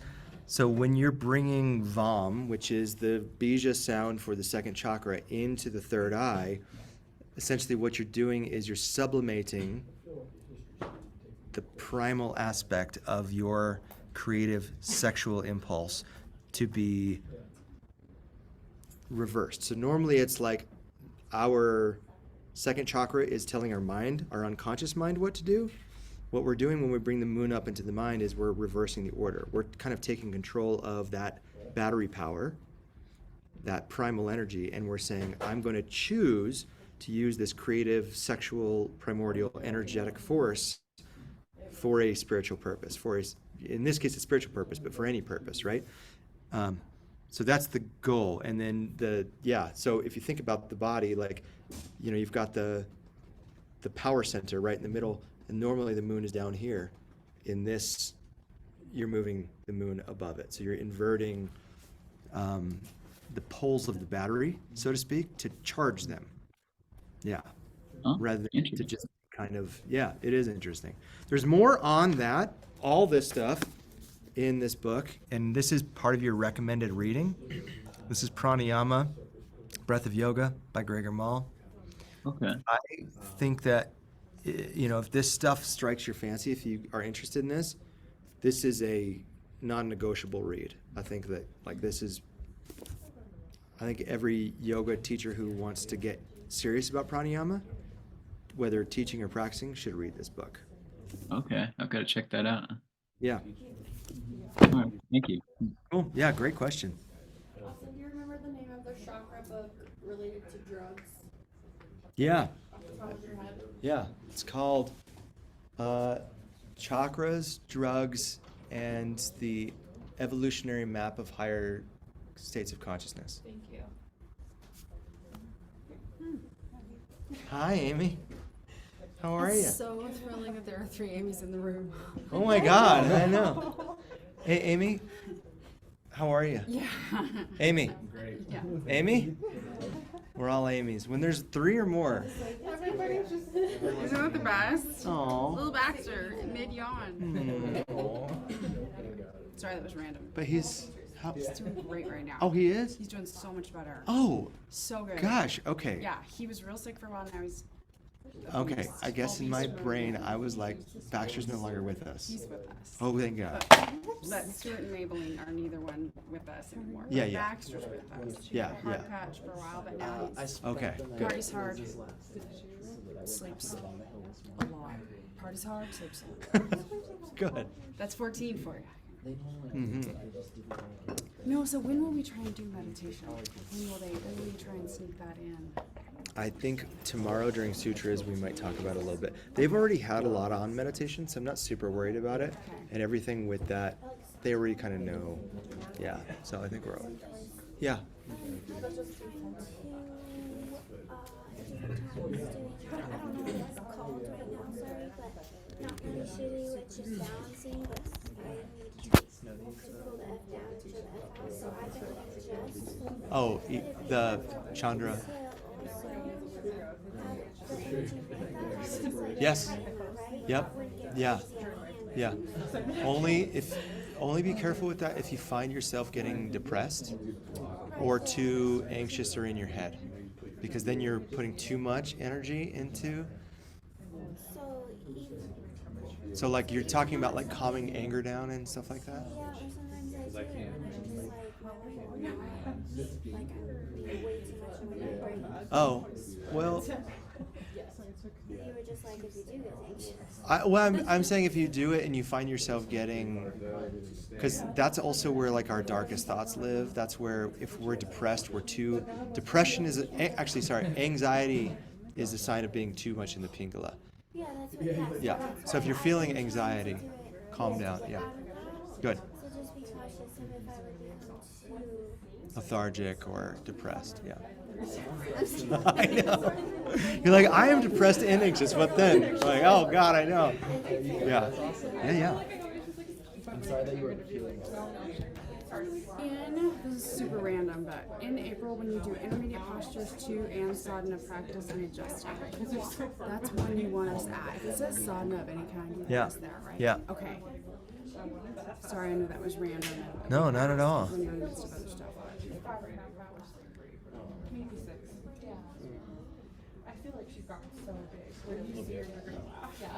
If you haven't stood up, I would recommend getting your blood flow. Bryce, let's go make some tea, bud. Yeah, I need some too. So I can dump some more. Hey, at least the floor got caffeinated. Yeah. The floor is well caffeinated. How are you? Yeah? Okay. Let's go play the here. Yes, I would love to. How my dog reacted when I was so small, because he just like stares at them. He usually like loves to play with smaller dogs. I can't jump on you, I can't like, they just don't know. So I'll probably do the same thing as Madison. And I've been taking her to, we've gone to the dog park a few times, and doggy daycare, so she's not really comfortable with other dogs. And then my best friend has a dog that's 3 pounds. Can you even believe that? And Penny's like the big bully. I'm like, stop it, leave her alone. She's like, I'm fairly bigger. Yeah, I'm like, finally. Just so many go. Stop, don't bite her ears. Yes. Yeah, they're both puppies. Yeah. Oh, so cute. And I've done this voice and I love your ears. Like, I know that voice. Yeah. Actually, it's a present for someone else. I didn't know. I was like, oh, I really like these. Did you give them to her and then she was like, she opened them and I had no idea. And I was like, oh, well, I guess it's just like, yeah. So I went all the time. I love that. Wednesday off, it's my birthday. I lived here, so I'm 27 and I've lived here since I was like 6 years old. So for me, my family, this is kind of my family, but I was born in Arizona for a year, and then I was born in Elkhorn, Indiana. So that's where I went, that's where I did like my check-in. Yeah, this is from It's nice that you have it all. Relax. Yeah. Oh, nice. My home too. Yeah. It does. No, I love Indiana because my sister's there, but it's just so flat. I parked on the street like 200 kilometers. There was like this much snow, like 8 feet away from my car, plus all the snow I had to like get off. Yeah. I used to work on my car. Yeah, I did. Like every day, come April, I'm leaving there. Yeah, it was too much. And we only moved there because my mom pretty much wanted to be in the hut. She just wanted to like get away from. Yeah. And then moved here to my dad's job. So I And now I'm like, good here, I would love to move out at some point. and then I was like trying to pull out, I got stuck up, but kept going, and then I finally got out. It's still pretty heavy. 8th Street. Oh, more of that. I got excited. Yeah, I did Optima very last. Yeah. I was like, I think 200 yards. No, it's okay. And that's where that, okay, graduated 200 in December. I have not even, I can't haven't do done meditation or any of that yet, and it gives me anxiety because I see everyone else and I'm like, teaching classes, I'm not teaching classes. Get it? Can't do choosing classes right now in my job, so I'm like, I just need to, I just need to let it go. You're probably doing something else. Exactly, that's what I need to do. Yeah. Yeah. Feeling that. That's totally fine, because we're doing. I guess it's like, it'll all come together at some point, so. Yeah. Maybe I'll be better, right? I know, I was like looking at the cycle schedule, and I need to do this.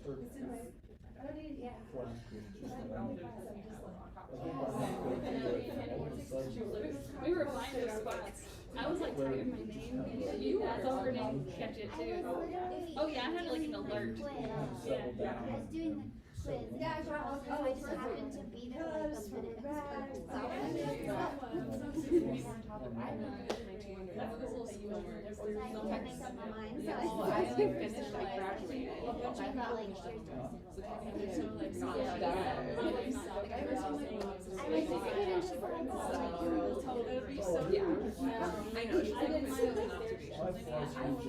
she's like, my own observation. I know.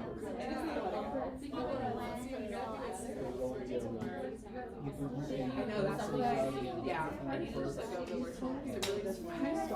It's like,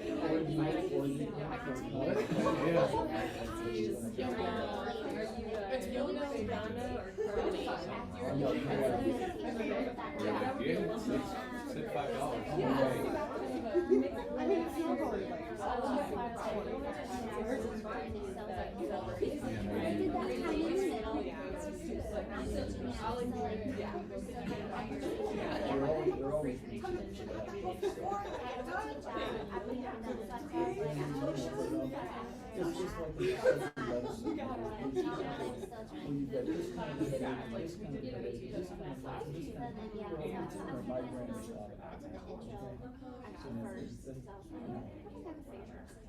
yeah, you talk about it all. I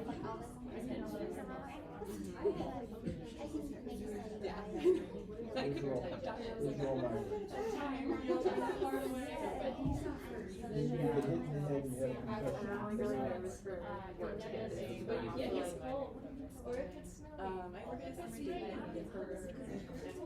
so like yeah, it's gonna ramp up. It's my every day constantly, and it's like I have to go into like somewhere like I can't like shut my brain off with that. So people text me and I'm like like everything is just like so I really have to like pull those blinders off and be like, okay, like now there's stuff we need to focus on. Yeah, we all do that. People do. It's just like don't give any of them any time for themselves. Like we're all just like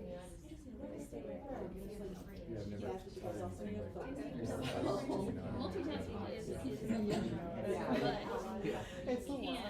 Are you guys like work Oh, they want and to then take your yeah, Everything. away from The only thing I'm house, right? And text your friend back. Or you take that 5-minute break and you can like do another channel, or you can try to like bring up, like just whatever that break is. You can be like, well, this break I'm gonna do this. Stuart sees something in Indiana. I might process it tomorrow too, maybe.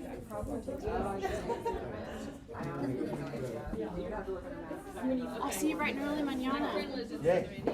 Yeah, what a nice, I love it. Oh, it's so nice to have you guys. And I was just telling Bryce, he nailed it. Like, really, I don't know what you thought, but I thought he did a really good Oh, yeah, job. he did nail it. Hey, Amy. Do you know Breath of Joy? You heard of Breath of Joy? Do you want to teach it? I don't know if that will. It's the best. Okay. We're going to circle up. No, see you. Oh, I guess they have another minute. I'll give them. I always have to take off my glasses because I threw them across the room one time going down like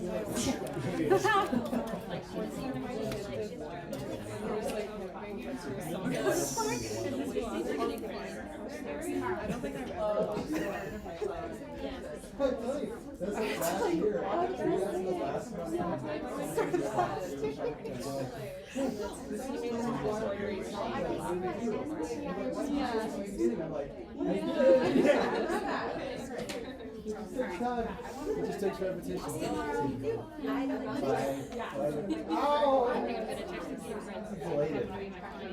We're so blessed to have you on this earth with us.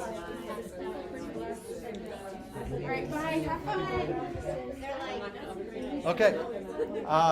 Stand up real quick before we get into this next section. We're going to do some Breath of Joy. So, are you familiar with this one? Have you all done it? I have not. Okay.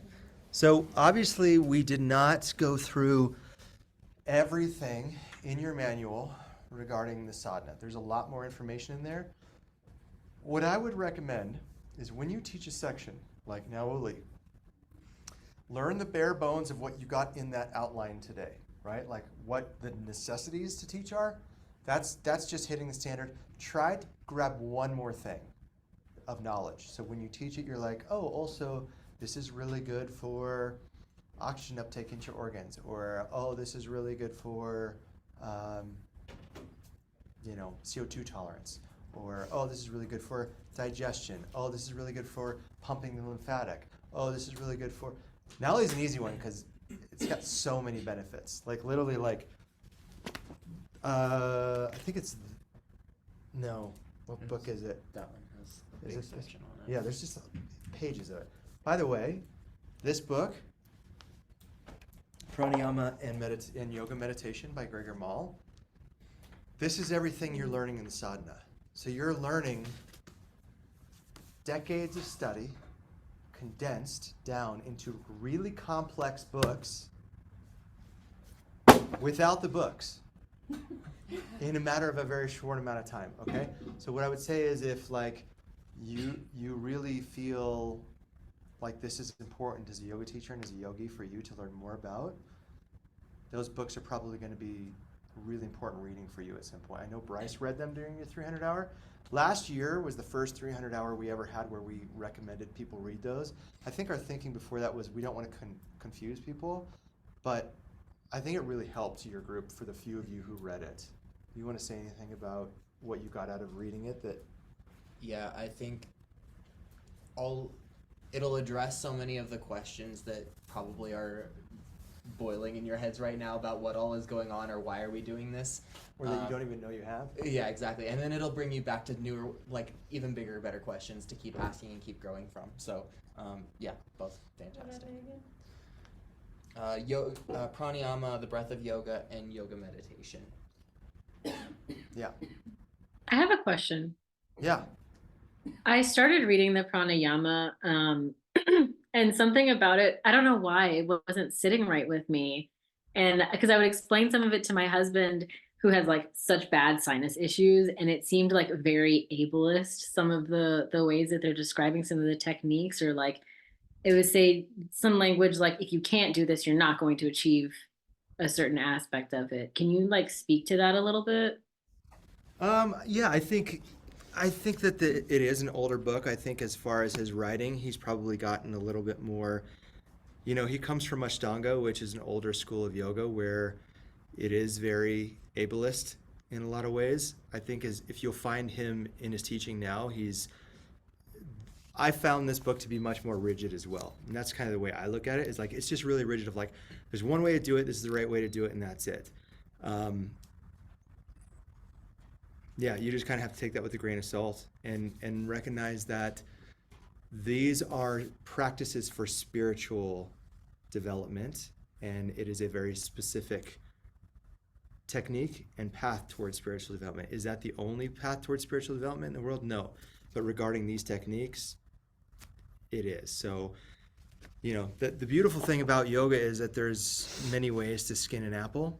So, as yoga teachers, we want to not only be well-versed broadly, but we also want to have deep knowledge of all these things. So yeah, if you can forgive the ableist language, if you find it to be confronting or offensive, I think that it will pay off in staying with it to gain a mastery of the depth of knowledge from it. So, That makes sense. Yeah. Yeah, but that's a really great question, because I think that's just something as yoga teachers we constantly need to be looking at. Like the 10,000 foot view is that if you meet somebody who is in a sattvic state of mind, who has the ability to balance their svara, they don't need pranayama. You only need pranayama if you're pretty basic. I'm pretty basic. I just say that from personal experience. Yeah. I don't know if I just dug myself into a hole there, Mari, or... Yeah. Bhakti yoga doesn't really do pranayama, would you say? Bhakti yoga doesn't give a shit about technique. Yeah. That's the beauty of it. And here's the thing. Back to the question this morning. What's better? So we talked about jnana and we talked about bhakti. Now we're talking about raja yoga, or what's now known as kind of a subset Hatha Yoga, which leads to Raja Yoga, right? So if we want to master Patanjali Yoga, really, we need to master Hatha Yoga first. So what's better? Is it an either or thing? Remember what we said today? Like, you can live in the shades of gray, right? You can do a little bhakti, you can do a little yana, you can do a little hatha, but I would say, look at this, like, what are your skills and strengths? Like, I remember in the beginning, I thought I was like, I'm really an asana guy. Well, that's a way of saying, like, I'm really a hatha yoga guy, right? In the years since then, I've really balanced that out with bhakti and yana, but in the beginning, I was not good at yana. And those of you who are like, all these words, like the wisdom, the knowledge of it, like, if you don't have it yet, that's okay. You're just learning. You're stacking that credit up. You're putting pennies in that piggy bank. Yeah. So I would say, if you want to be a well-rounded, broad-minded, accessible yoga teacher, know as much as you can about all styles, especially of yoga that is, albeit some of it is, ableist, and especially the essence of the history of it, you're also going to find a patriarchal perspective, right? Like, it's not going to talk about contraindications for women in a lot of these ancient texts. Now, before the Great Library of India was burnt in the 12th century, were there a lot more texts that had other types of writings? We don't know. Probably. I know that there were a lot of women teachers who taught secretively. But anyway, the geopolitical, historical aspect of all this stuff is important, but that's probably a conversation for another time. Yeah, okay. Let's do some breath of joy. So you two at home, stand up. Mari just sanitized her hands after that question. She's just like, you said patriarchy, gotta get it. It was lotion. Oh, nice. Well, That's even more devastating. That's even more, yeah. All right, so if you've not done breath of joy, we're gonna take feet wider. We're gonna nice, set, gentle bend in the legs. We're gonna take 3 puffs in. Breathe.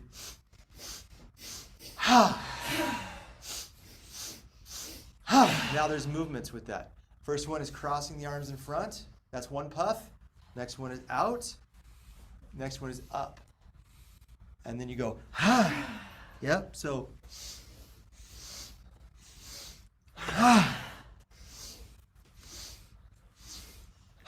Bend the knees. Get a little bob in there.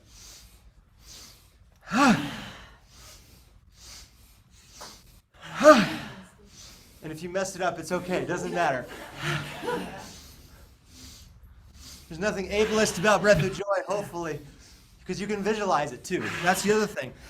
And in fact, I would say that about your husband, Mari, is that, like, with any of these with Nadi Shuddhi, so somebody asked the great question, something about what if you can't do it because the contraindication of the Kapalabhati? There's not a great de facto for that, or a proxy for that one, but for Nadi Shuddhi, if you have plugged up sinuses, you can absolutely affect the Sphara with visualization and with mudra.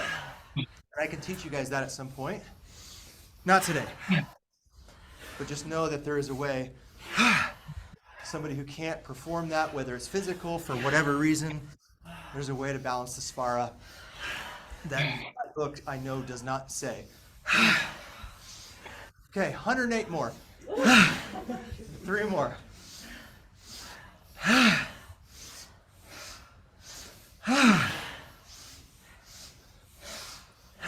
And then just stand here in Tadasana. Stand upright. Isn't that nice? Do you feel the waves of energy? Do you feel anything? Feels like bubbly. Feels bubbly? Fizzy? Dizzy. Dizzy. Fizzy? Dizzy? Dizzy. Yeah. Dizzy. Feel your fingertips. Feel your heart.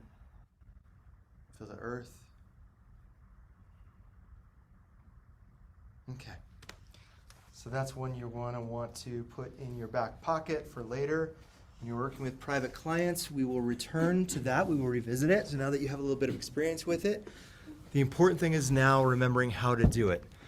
Remember, it's 3 puffs in, arms in front, crossed, out wide, up, and then ha. Joy. Yeah. No, not to my knowledge. Yeah. I will also say too that these books are both very dry. He's gotten to be a lot better writer and a lot more broad-minded in his thinking, and specifically world-minded in terms of being accessible. These are two of his first books, and he's kind of if you ever meet him, he's a little, you kind of understand why, like he's such a single-tracked mind. Like he's most people, like if you ask him a question, it's like you put the dime in, you got to let the song play. You know what I mean? Kind of thing. So you could probably understand why like it took him a while to get like some renown, and probably got some feedback. He's gotten a lot better at writing. So hopefully it doesn't deter you from some of the great teachings, because where maybe he lacks with some of that other stuff, what he's really singular and unique about is bringing together a synthesis of a wide breadth of Hatha teachings and putting a fine point on them in a way that no Eastern or Western teacher, to my knowledge, has ever done. So we're going to talk about sequencing. Well, almost. We're going to get to talk about sequencing eventually. Shifting gears now. Let me just get my brain into this mode. Where are we in the manual? We are somewhere else. 2 point. We are starting here, 2.7, page 32. How to intelligently sequence your class.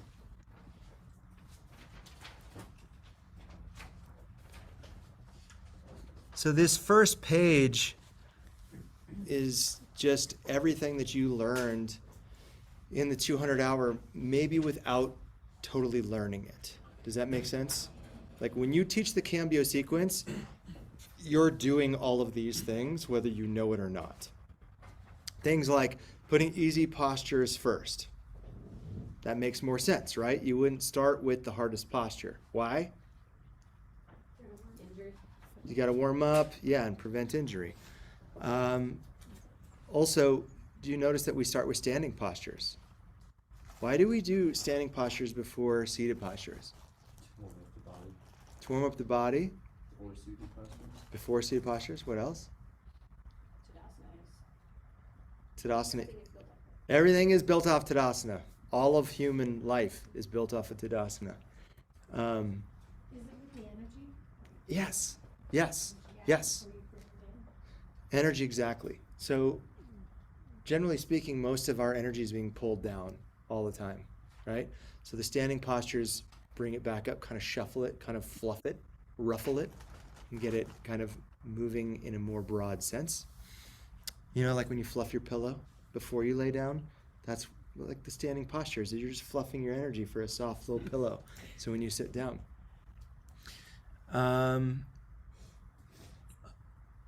Yeah, I mean, there's some things here that, like, you know, I think that this is a really great place to start from when you are.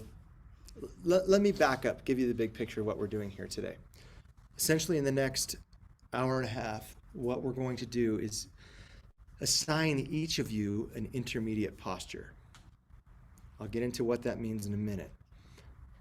You're going to take your intermediate posture and you're going to go full background check on it. You're going to run fingerprints, DNA.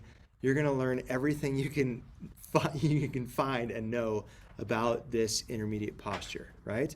So that you're well acquainted with it. It's your baby. That's going to be your posture that you're going to see. You're going to build all of your sequences around for the rest of this course. All right?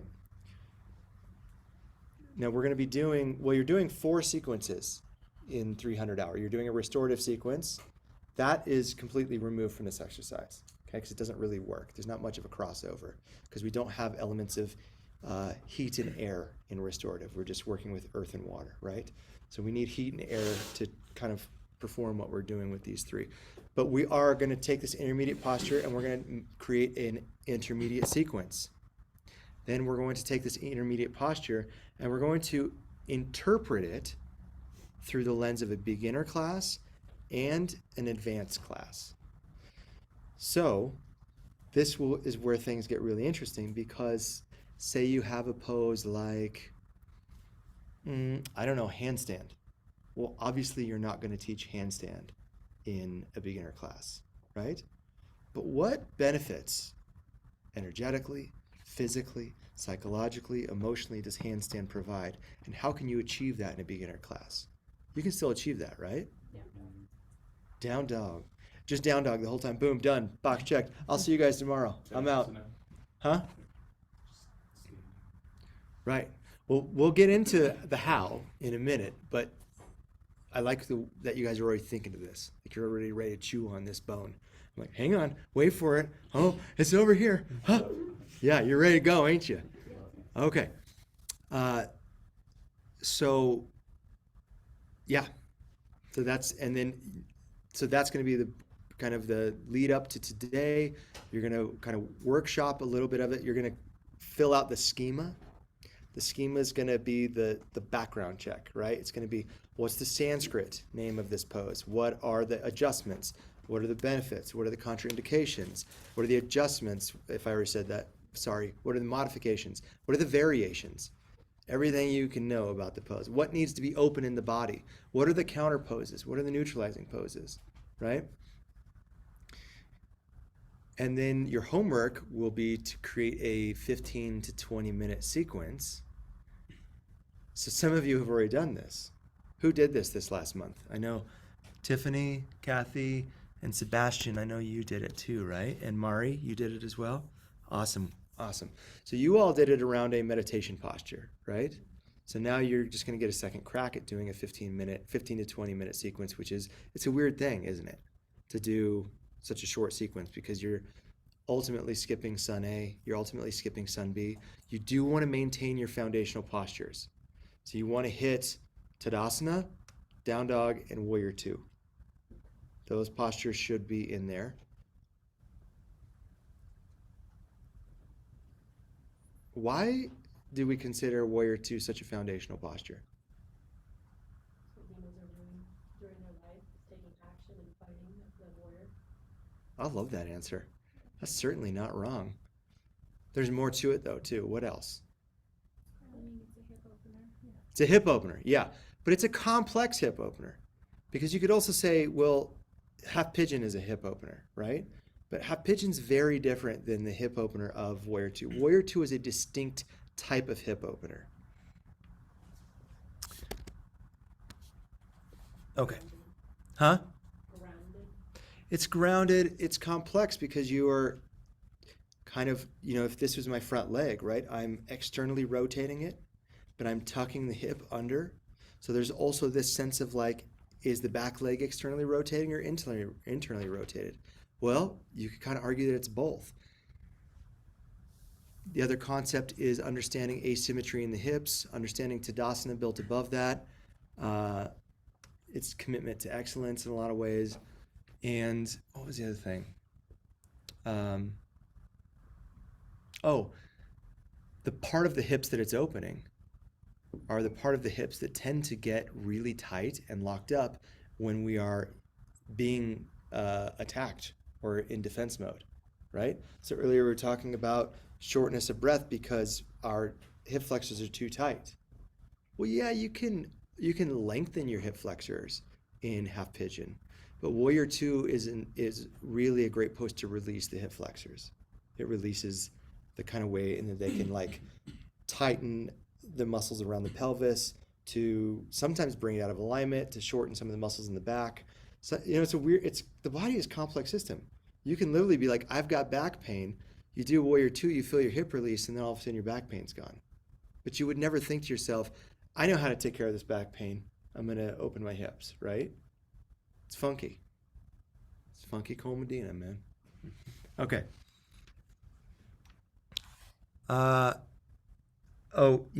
So, this sequence that you're going to be crafting, I would refer back to this page, this first page, and be like, all right, is it checking most of these boxes?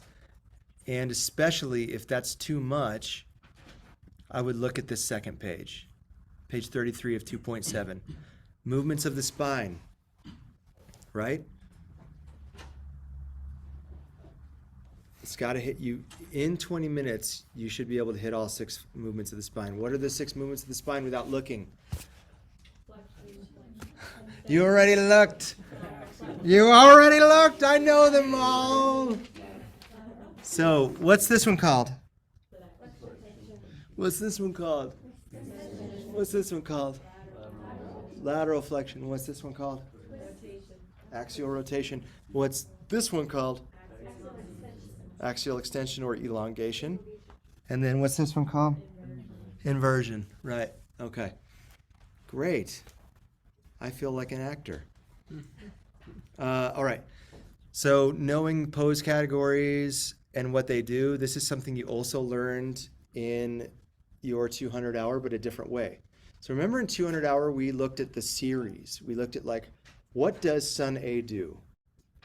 What does, huh? Starts to warm up the body. Starts to warm up the... So focuses the mind into the initiation of the practice. Well, integration is the series that really should bring the mind into the present moment. So integration, the purpose of integration is to really cross the threshold from like, I'm worried about my normal everyday life to now I'm in this liminal space of yoga, right? We can all agree that the space that our brain occupies in yoga is not the same space of like when we're doing our homework, when we're checking our taxes, when we're ordering food in the drive-thru or whatever, right? We've all learned to like start to create a different mindset. And child's pose is such a beautiful pose for this because it relaxes, deepens, and opens the hips while lengthening the spine. So now I'm getting a neurological relaxation response. I'm down-regulating my nervous system by the shape of what my hips are doing. But by the shape of my spine, I'm also increasing the ease at which I'm exchanging oxygen and CO2 with my respiration, right? Anytime your arms are overhead, it's easier to breathe. Especially in a prone position, I don't have to hold my arms up. So it's even easier. I don't have to work as hard to breathe to get as more oxygen in. The other thing is decompressing the spine. It's relaxing the mind by grounding into earth energy, relaxing the neck by resting the head on the earth. And it's also increasing the circulatory flow of cerebral spinal fluid to the brain. So it's bringing vital nutrients and nutrition to the brain.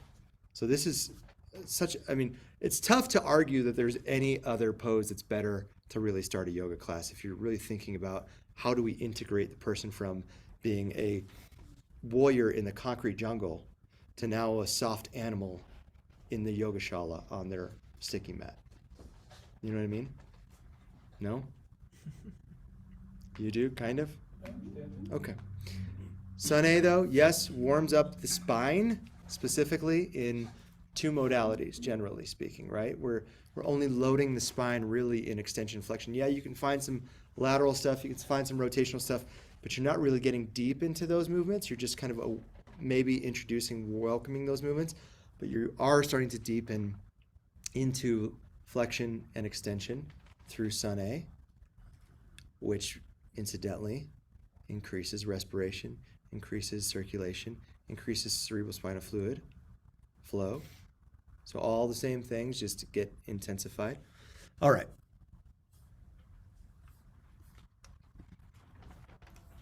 Now this is just a way of looking at the asana families in ways to say, oh, okay, well, this is what standing poses do.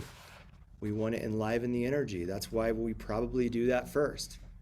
We don't want to have people leave class all excited with all this Vyana, Vayu energy moving in the world and nowhere to ground it to. What do seated postures do? Settle the body. I want to hear from some other people. Bring it into yourself. Bring it into yourself. What ground you? Mm-hmm. Okay. Maybe without looking, what do inverted postures do? Axial extension, bringing space Inverted postures bring axial extension. It depends on the inverted posture, but it can. Yeah. But what's kind of a hallmark of an inversion? Oh, your head is below your heart. Yeah. So what is that doing? Flip the script, baby. Flip the script. Thank you. It's the quote of the day. I think mentally, like, it just energetically and mentally, you're like shaking everything out and giving it to the earth. Like, you're letting go of a lot when you're upside down. Yeah. Do you think you have more blood flow to your head standing upright or upside down? Upside down. Okay. Right. So remember, this is a really basic thing. Your brain is 2% of your body mass. Your brain requires 20% of your metabolic energy. That's crazy, right? Very small thing, but the most demanding organ of the whole body. So the more that we can get blood, oxygen, and sugar or glucose to the brain, the more cognitive function our students are going to have. Why is cognitive function important in yoga? Focus. For focus, exactly. Because if all these postures are meant for us to meditate, what are we meditating with? Oh, our brain, isn't it? Our mind. Yeah. Okay. I mean, these are cool to look at and just be like, oh, this is a really good reminder. Like supine and poses, prone poses, inner cleansing, reduces gravity's effect on the body, decompresses the spine, neutralizing, inverted poses. They're challenging mentally and physically. Like if we were going to talk about handstand, right? Handstand is a very different mental, energetic, and physical effect than wheel. But you're on your hands for both of them. They're both technically an inversion. One, your feet are just above your body. The other, they're back behind it. Let me ask you this, which requires more courage? Handstand or wheel?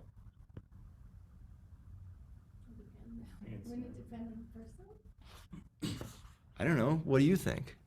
Well, with wheel, you're really exposing that midsection, being like this. Okay. That was my first thought. So that's a different kind. So what is the fear there then? Exposing the midsection? Yeah, just vulnerability. Vulnerability, right? So it's really all the chakras. Wheel is a rare pose because it kind of equally activates all 6 chakras equally. But this is a great answer. I love the nuance of this answer because yes, the fear that you may come into contact with wheel, and this may not be for everybody, but like there is a sense of vulnerability that you're in a abstract relationship with gravity and reality, and everything is upside down in both poses. But one, you have your feet on the ground. Whereas the other, you don't have your feet on the ground, which is literally the opposite of how we orient ourselves in the world. Do you think that handstand there is a fear of hurting yourself? The fear of jumping up into handstand and then the fear of going forward. Right.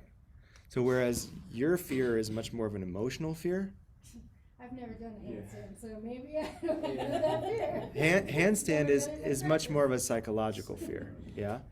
So these are really interesting things in terms of like when we're thinking about the pose and how we're essentially like, if that's the main course of the dish, right? If we were a chef, all right, so what kind of foods do I want to present around this? What other postures? What other languaging with cues, with themes, with everything that I'm saying or not saying to make this accessible? Also, what do I want them to get out of it? Like I will tell you right now, there are times when I teach a pose specifically for people to fail in terms of achieving the pose, right? Like, for instance, if you teach like, there's just certain poses that like 1% of the class is ever going to get. But is there value in that? What is the value in teaching a pose that nobody can do? Humility. She says it so sheepishly from the back. Humility. Right? Yes, that's one thing. Taking chances. Taking chances. Yeah. Well, learning to accept where you're at. There it is. Learning. Learning from what? From failure. From what Or we not call failure. failure, Learning from trying. what your edge is, what your limitations are on that given day. Yeah. But that requires a certain massaging, right? Like you need to spice the meal in that way. So that's the flavor they're tasting when they fail it. Does that make sense? So these are some nuanced things that like in your way that you teach and cue and theme, you want to think about like, how does this connect to the pose? So when you get a pose like handstand, maybe it is less about emotional vulnerability and it's more about psychological risk because you're turning your whole world upside down and the risk and reward ratio is way different than wheel pose, right? Whereas wheel pose, if you fail, you just kind of flop down on your back. Okay.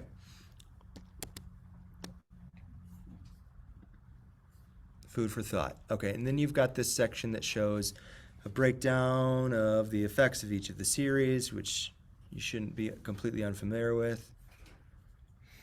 I'm not going to hold your hand through all this stuff because it depends on what you want to take away from this training. There's no wrong, like how good of a teacher do you want to be? Or how much of this time that you spend in this do you need to be about you being a teacher, right? Some of you are here for your own purposes and practices, and I just want to remind you to give yourself permission.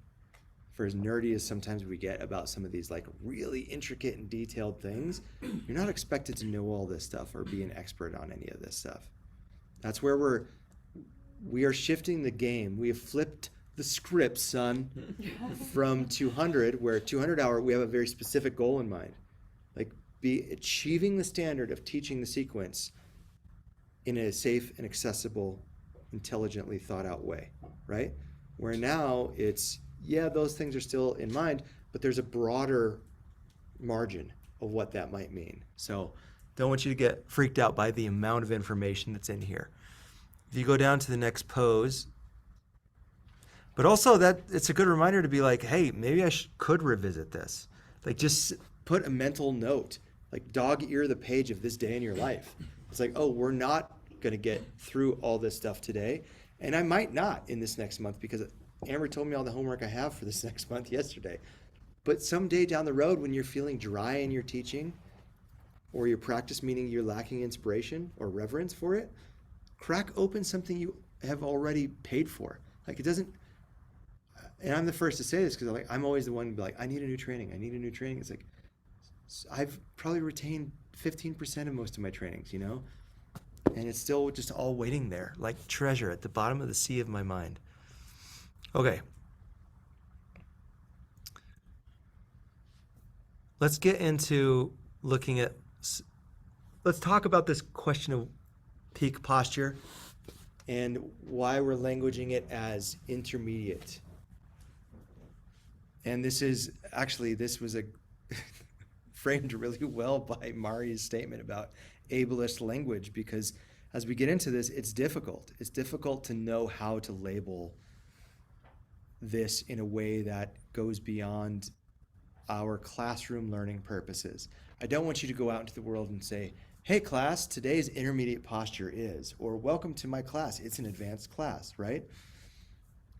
Generically speaking, we're just using these because we don't have really a better word for it. And really what we're doing is just saying, okay, this word is a placeholder for boxes that this is going to tick, right? These intermediate postures are going to be germane to the foundational postures. That means that what's happening energetically in the foundational postures can be accessed through these intermediate postures, and these intermediate postures have room to be dialed up to more extreme variations, more intense or demanding variations, or more also dialed down to more accessible variations, and have proxies that translate in terms of the benefits, physical, emotional, mental, and energetic. okay?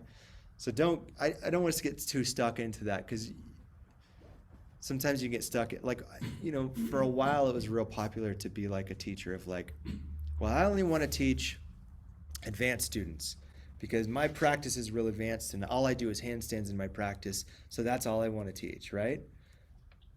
Well, as a great teacher once said, there are 3 types of students. There's beginner, intermediate, and advanced.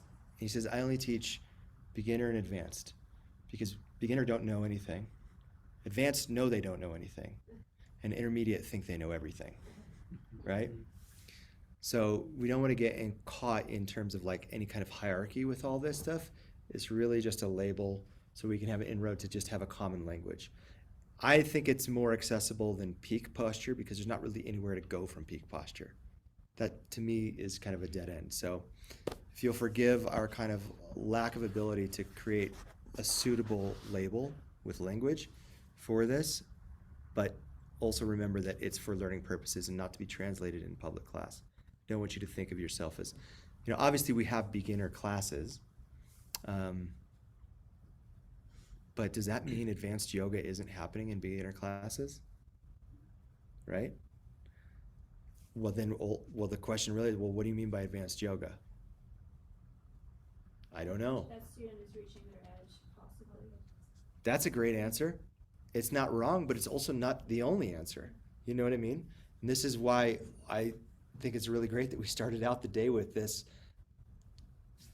kind of contrast between either or thinking and yes and thinking, right? Because as yoga teachers, we really have to find our times and spots to be in either or mode brain, which this relates really well to the Svara, by the way, right? Either or is Ida and Pingala. Yes and is the Sushumna brain, right? Okay, so if that is all well and understood, then let's look at some peak postures, all right? And as I list these off, actually, once you grab your pen or whatever you're writing with or taking notes with, I want you to write down at least 3 of these that interest you in terms of investigating. Like doing the background check, doing the deep dive, hiring a private investigator.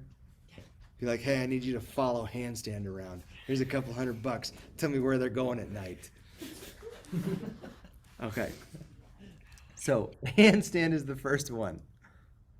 Wheel is another option that we've worked with in this modality. Revolved extended side angle. Revolved extended side angle.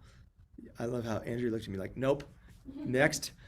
Yeah, I know. Some of them. No, I'm more like, I don't even know what that is. Yeah, if they don't hit, don't worry about it. Birds of Paradise. Half moon. You can pick any arm balance for this exercise. You can pick crow. You could pick forearm stand. You can pick side crow. Yeah, Ekapada Kundinyasana variation, like runners. What is it called? Hurdler. Thank you. Headstand.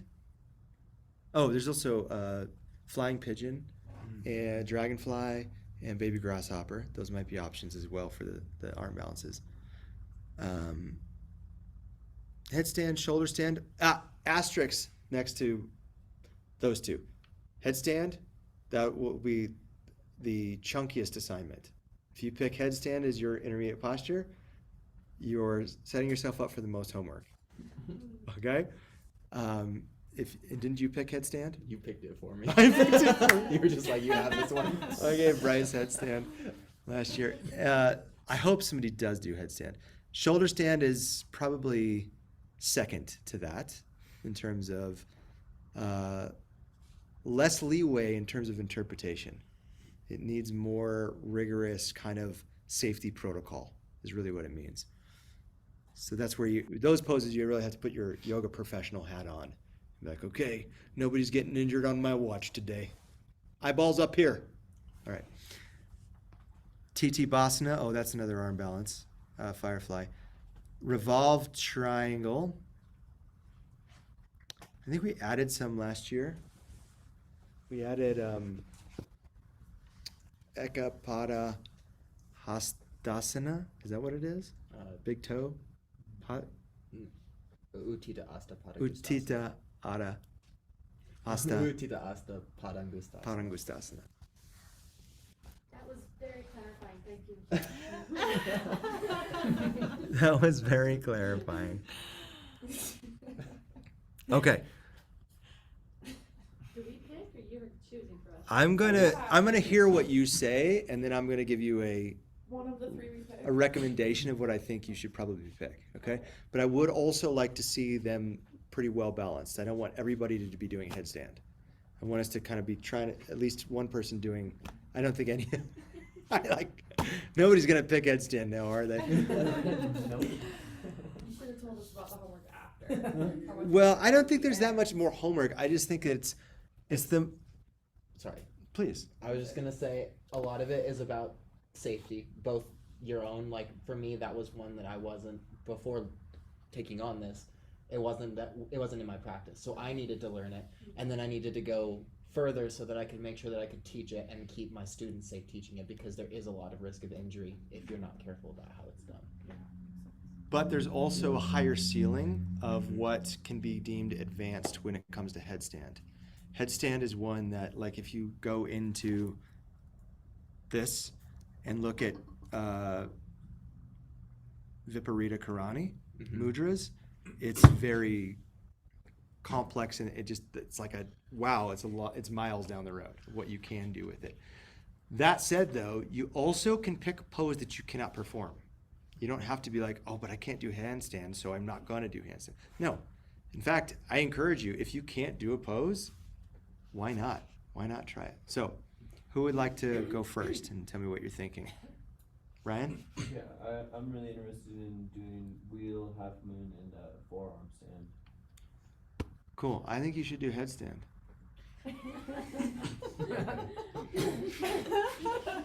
Forearm stand? I think wheel. I'm gonna come back to you. Okay. Okay. All right. Did you raise your hand, Mari? Or Sebastian, did you first? I think Mari did. But yeah, I'll go after her. Cool. I was thinking revolved extended side angle, birds of paradise, and revolved triangle. Okay. I like that you picked revolved extended side angle. I'm gonna give you that one. Okay. Cool. We're gonna go around the horn. Oh, Sebastian, go first. Okay. For me, I had headstand or handstand or just one of the arm balances, and then half moon.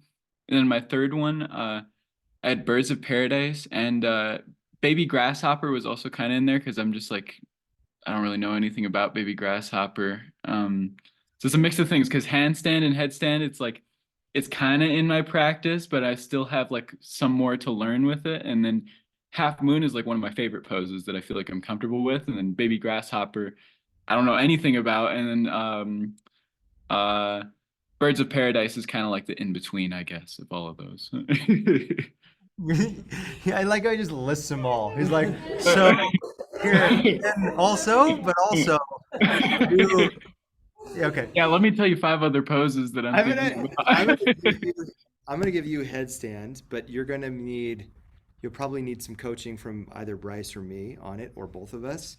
But I think that's gonna be a fantastic pose for you. I think if you're willing to take the challenge. When I mentioned it to Ryan, you couldn't see his face online, but he deadpanned me. He said, what the kids would say, he dead-assed me. All right, let's do it. All right, sweet. All right. Do you want to go next, Karen? Yeah. Okay. I wrote down wheel, half moon, and birds of paradise. Half moon. Yeah. I'd like to do birds. Great. I wrote down revolved extended side angle, shoulder stand, but that was before you gave us asterisk. And then Tita Basana, potentially wheel, because I hate it. Okay. I think you should do shoulder stand or wheel. Here's the thing, Hannah, is like your 200-hour homework is going to be wrapping up, and this isn't, even though I kind of made it, it's a very slight difference of how, it's just more focused on safety. So, you know, shoulder stand would be definitely with it, but I want to give you the choice. Do you want to choose something that has more technique to it, like shoulder stand, or do you want to try something that you're averse to, like wheel? I don't know why another studio right there, so. You what? You know why? I have a very good wheel. Do you feel like getting over it, or you just want to leave it that way for a while? I think I would like to do shoulder stand. Okay, she's gonna do shoulder stand. She's gonna keep her relationship with wheel on red, as the kids would say. Am I getting this right? Am I getting any of this right? Okay. Tim. Anything except for handstands. Okay, let me look at the list. And handstand. I have taken multiple workshops on I can't do it. Do you have a feeling for Tim?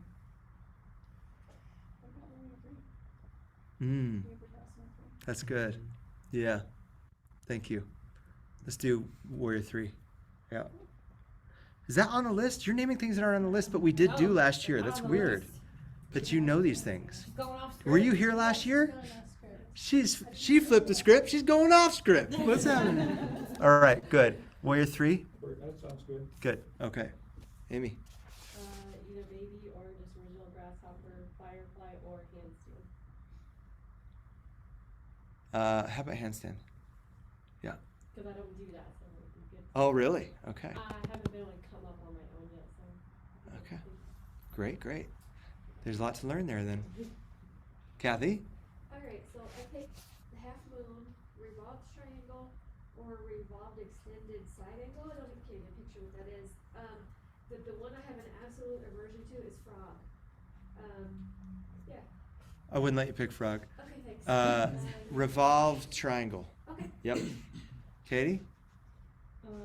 Birds of paradise, grasshopper, or firefly. Is anybody doing Birds of Paradise already? No. Do Birds of Paradise. Yeah. I have an unfriendly relationship with handstand and wheel. I also picked two of them, but so those are my top two, and then I also picked baby grasshopper and shoulder stand. Who's doing wheel? So far, maybe Ryan. I mean, I think this is a great opportunity to do when you don't like. We'll probably end up with some crossover anyway. So what do you two think? Wheel or handstand for Melissa? Do you practice either one of them? I practice wheel. I have tried practicing handstand, but it hasn't gone over, and I think it's a psychological thing, and it's something that's, it's been a goal. Then handstand. Then handstand. If it's a goal. There you go. They have spoken. The tribunal has. The tribunal has given you a decree. It has been sorted. Yes. All right. If you feel like you want to change it, this goes to anybody after the first month, and you're just like, this isn't working, it's okay. We can totally change it, okay? And you don't have to do it perfectly, you just have to be able to teach it. Yeah, you don't have to do it at all. It's kind of like when we did 200 hour, you didn't have to do crow, you just had to be able. Yeah. The goal was to be able to teach it in a safe. Yes. Yeah. You'll be able to take adaptive techniques with this. Oh yeah. Oh, there's gonna be, especially handstand is chunky. The handstand's kind of abstract in terms of how to adapt it, and there's different ways to do it. So it'd be cool to see what your guys' Google search comes up with. Tiffany. So I start Birds of Paradise, Half Moon, and arm balance, maybe side crow. Great. Caveat is that the next thing in my practice is to get into a supported. Is that a shoulder stand where you are like this? Mm-hmm. Oh, headstand? Is that a supported? Headstand. Yeah. But I don't want to teach that. But that is my next. Oh, by the way, who's teaching headstand again? It's Sebastian. You're not teaching tripod, by the way. We're not going to teach tripod. You're teaching supported headstand, okay? Okay, got you. So hands behind the head like that. Yeah, that's the next thing I want to get in my practice. But I started Birds of Paradise, Half Moon, and an arm balance, maybe side crow. I like an arm balance for Tiffany. Yeah. Side crow. Side crow? Okay. Yeah? Let's do it. Okay. Okay. I know which one I want. Can I just say one? Yeah. I want forearm stand. Yeah. Do it. Okay, thanks. Do it. Handstand, birds of paradise, crow pose, and then I put wheel. How many wheels do we have? 0? Well, We've got. I'll do a headstand if you really want. No. No, yeah. I'm actually giving you the last pick, so you can pick whatever you want to. Oh, that's not suited. Yeah. It's like, I feel like it gave you a hard time when it came out. I feel like Somebody's got to do wheel. So now it's down to the last 2. So somebody's got to do wheel. Rock, paper, scissors. Well, no, I want to think about what else we have left over to do that we want to do, okay? Let me just run off this list real quick and make sure everything's been taken. we So, don't have TT Basana. That's the only one. yeah, I don't care so much about that one. That's okay. All of the rest of them. All the others are covered? Yeah. Okay. Your first pick, Adam, is handstand? Yeah. But we have 2 handstands, which is okay. Your first pick is, Well, I think I might not. So headstand is like this, and then forearm is more like. Yeah. this. No, I want a headstand. you do? Yeah, I was picturing the wrong posture in my head. Okay. Yeah, this is headstand. That's what I You want that? Okay. So you'll do wheel, Adam. Is that okay? Yeah. Okay. You okay with that? Yeah. Is everybody okay with where they stand with it for now? Yes. Okay, cool. All right. Let's now just quickly look at the schema. So if you have your manual open, or I can just show you this, I can kind of read it off. Page 38, 2.7, says constructing a palette. Nope, sorry, that's not the right thing. Hang on. Is it the peak posture breakdown in full? Where is it? It's yeah, below the constructing palette. Oh, 39. yeah. Okay. 39. So there is headstand loaded up. But just flip to the next page. And now look at this. So you're going to fill out benefits, contraindications, prep poses, modifications, variations, counter poses, and appropriate place of sequence and duration. You might also just include goal. So what we're going to do is break up into groups. Let's see. Wow, we have an even number. Are we missing somebody? Huh? Lori. She's moving. Right. I'm like, Lori who? Should we do, so what I'm thinking is, I don't want to get on the internet. I want you to take your schema and you're just going to talk with somebody and you talk out their posture and just brainstorm everything you can think of for each category, and then they help you with your posture. Does that make sense? So I'm going to give Sebastian and Mari to each other since they're online and I only have one computer today. And then,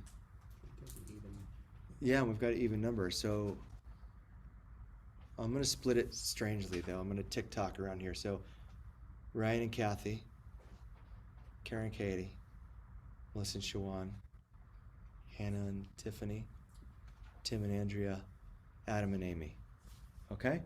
And then you two will float around, but let's just see where we're at. Maybe take like 5 minutes per person, roughly. I'll kind of let you know when the 5 minutes is, so just decide who wants to go first. And let's just spitball some ideas. Of our peak pose, or our intermediate pose, we're doing this with our partner? So yeah, just think about, like, without Googling, what are the benefits of this pose? What are contraindications? What are preparatory Oh, actually, this is the most important thing you need to get out of this in the 5 minutes is what would be the intermediate version of this? What would be the advanced version of this? And what would be the beginner version of this? Okay? And this might bake your noodle a little bit. Beginner could be multiple poses. Yes. Beginner might not even be the same pose at all. And you two just kind of hover, sit in, interject, ask questions, listen in, notice where people need some help. Okay? Austin, can you mute that mic I sure can. Yes. Thank you for Thank asking. you. All right. Cool. Do I'll you give you wanna guys go the first? 5-minute mark.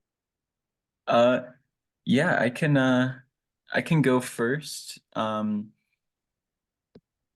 Maybe we should just like kind of discuss some of the things because I mean mine is headstand and like it's all right here in the list already.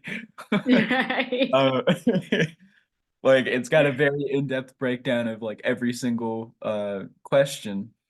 Is that Uh, why you chose it? Because it's like the homework's already done. no, I didn't even know. I mean, I gave all those things. I was like, this is one of my favorites. This is one I don't know about. This is one that I'm kind of in between with. This is one I'm kind of challenged by. And then he gave me the one that I feel like I'm kind of challenged by. So I'm Yeah. like, honestly, it could have went many ways. I had no idea that it was down here. And I mean, there's going to be plenty more homework for it. So I mean, this is like the only the only saving grace.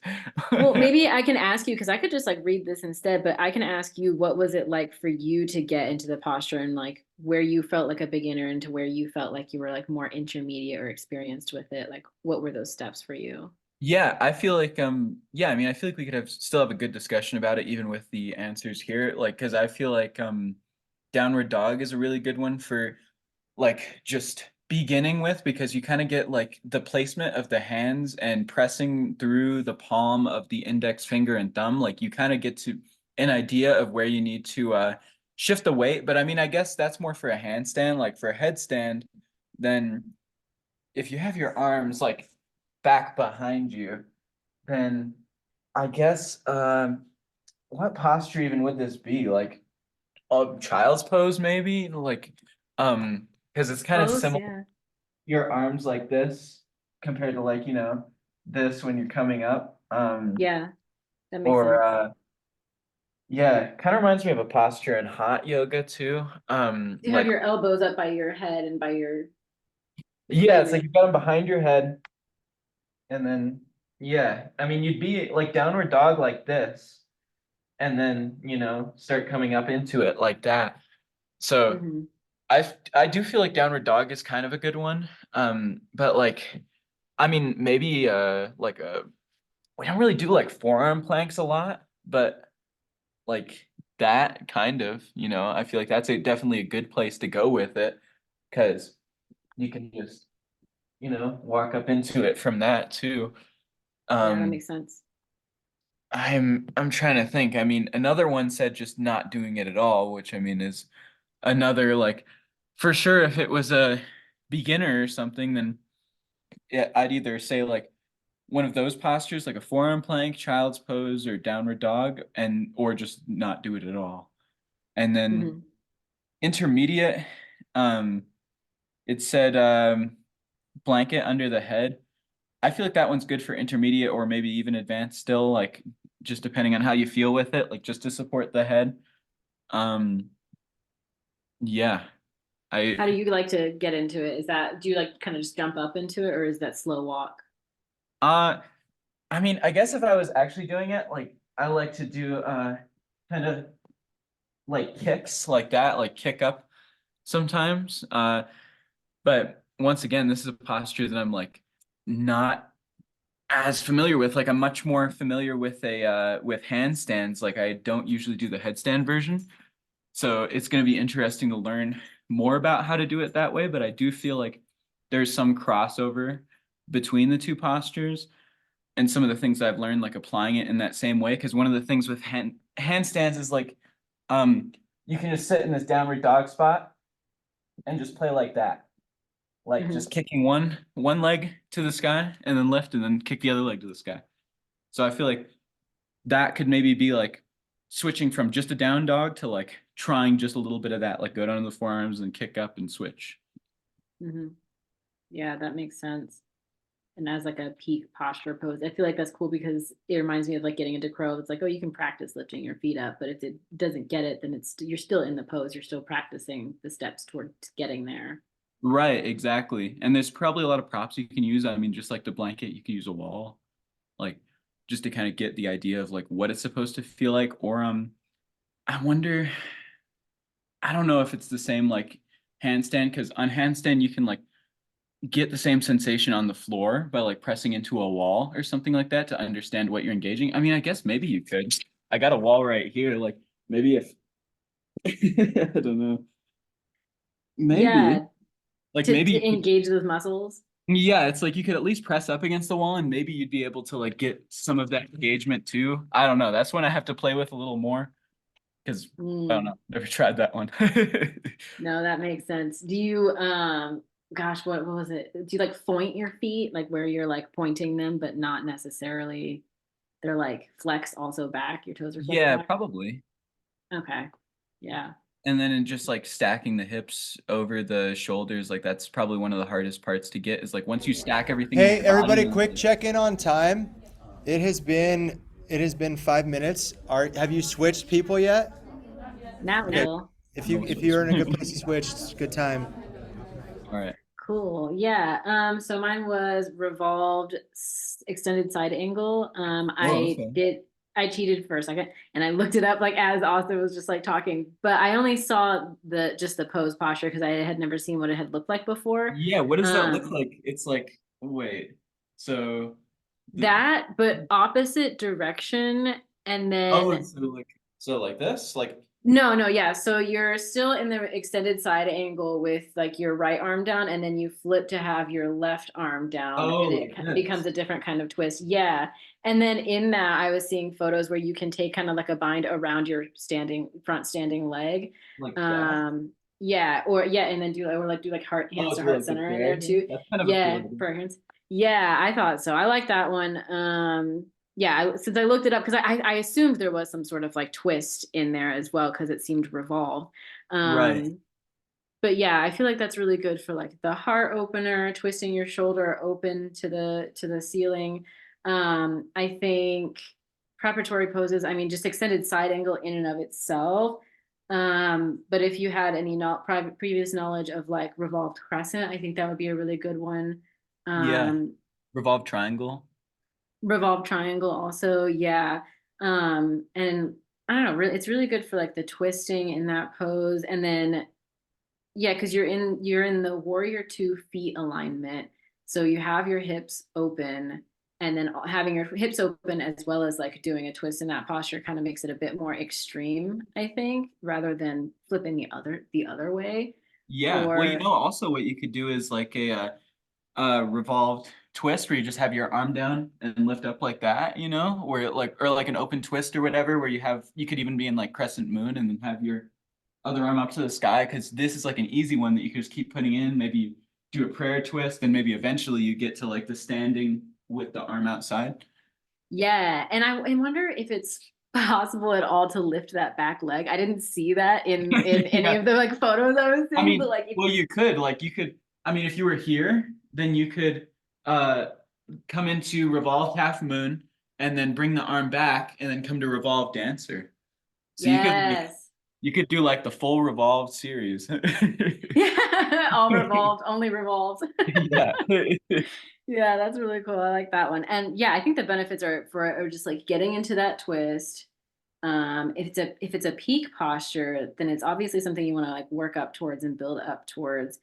For contraindications, I don't necessarily know what that would be yet. I'm trying to think. I mean, I guess if you're having any ailment that's stopping you from doing any sort of yoga in the first place, that would be a contraindication.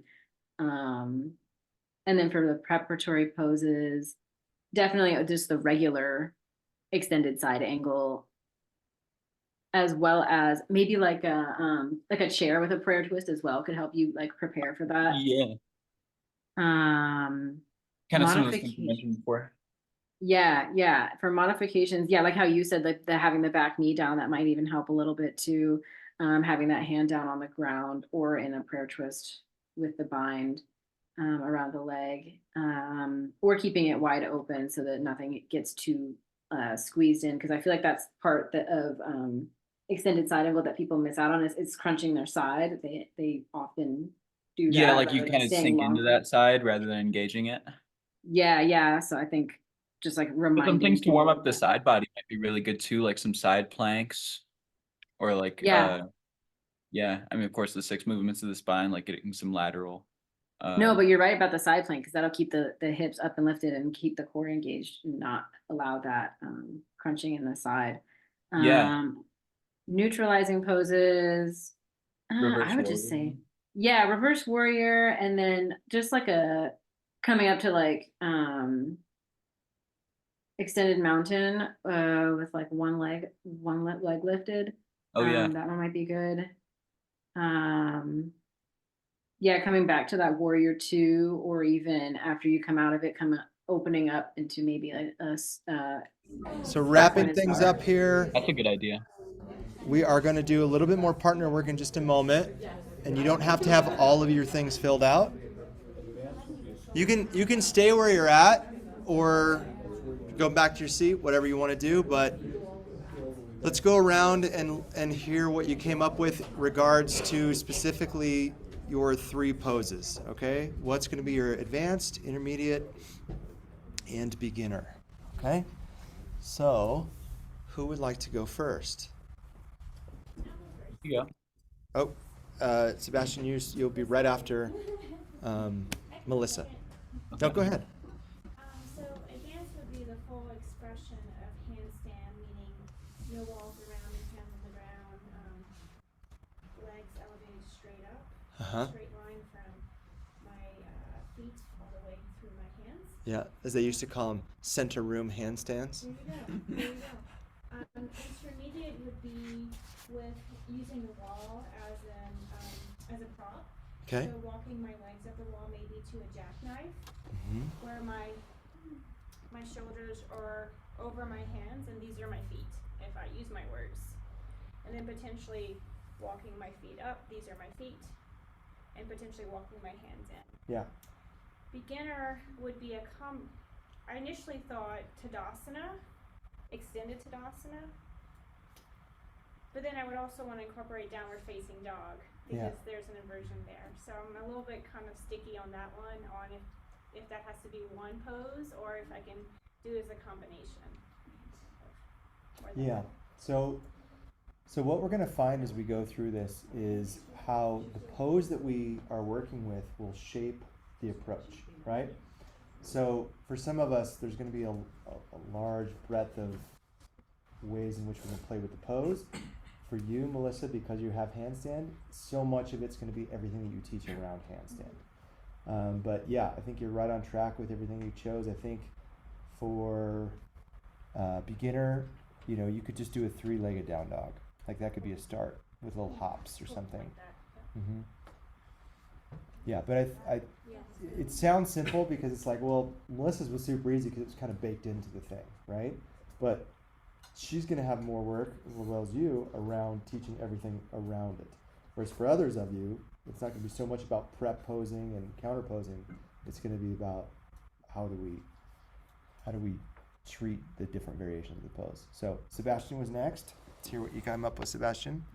All right, so mine was headstand. So for advanced, I mean, if you're pretty advanced, then you could just go right into your headstand, like you know what you're doing. Even for advanced though, you could use the blanket under the head as a good option just to like keep your head safe, and then that one's good for intermediate too. Then we're kind of thinking outside the box here with a lot of different options. I mean, one is just your downward dog, and then or downward dog, and then coming down to the forearms, and then just playing with the lifting one leg, lifting the other, or like in the intermediate stage, I'd say you could kick the legs up, like controlling the core, lift the leg, and then lift the other leg, like kind of like this sort of motion. Or I could just show it like it's, if you're doing this sort of thing, like that. I feel like that's a good, I don't know if everybody could see that. Like you lift both your legs and swap. That's a good one. Using a wall. And then if it comes to being a beginner, it's not like our typical posture, but I feel like a forearm plank is a really good place to start, where you're just building that strength of the arms and the core, and you could eventually walk the feet up just a little more. Downward dog can kind of help you get that motion, like that strength in the legs until you work to the forearms. I feel like even child's pose, you kind of get a little bit of that sort of sensation, but maybe not as much. And then one final one, I've known this one for handstand, and this one's like very much in the beta testing area. I don't even know if this would work, but like for handstand, you can kind of get the engagement of a handstand by laying on the ground and pressing your palms into a wall, and you can find that same engagement. So I wonder if maybe like pressing your elbows and head against the wall, you can somehow find like some sort of that engagement. Great thoughts, great thinking. I was a little distracted trying to figure out something on the computer when you said the advanced one. Is advanced just straight up headstand? Is that Yeah, what you said? advanced is doing it, or like adding a blanket under the head. Okay. I want to encourage you to think a bit more in terms of advanced of looking into this as a mudra. So it's often, that's where we get headstand originally from. So you can look either in this book about that, the pranayama book. You can research how Iyengar used to do breath technique. So really what makes headstand advanced is the way in which you incorporate shifting of the vayus via breath technique. So I want you to understand that at the very least. In terms of the intermediate, yes, now you're going to really get into the deep waters of two things. Number one, performing it technically proficient and performing it technically safe. So that's all it really comes down to. And there's many degrees in between. So you can still teach headstand as the intermediate posture, but to varying degrees of what is accessible to your students and what they're capable of. So you can still teach headstand to an intermediate class. Some might be able to get up into it. Some might just be knees tucked. You're going to need to learn all that stuff. And then I like what you're thinking in terms of beginner, but I would want to encourage you to expand the thought to now, like Bryce kind of clued in earlier, using multiple poses as a way to get all of the benefits that headstand gets. So I think I like the idea of what you're talking about, engaging while you're on your back in a uniform way. Of course, that needs to be tested because it sounds like it's just in the beta.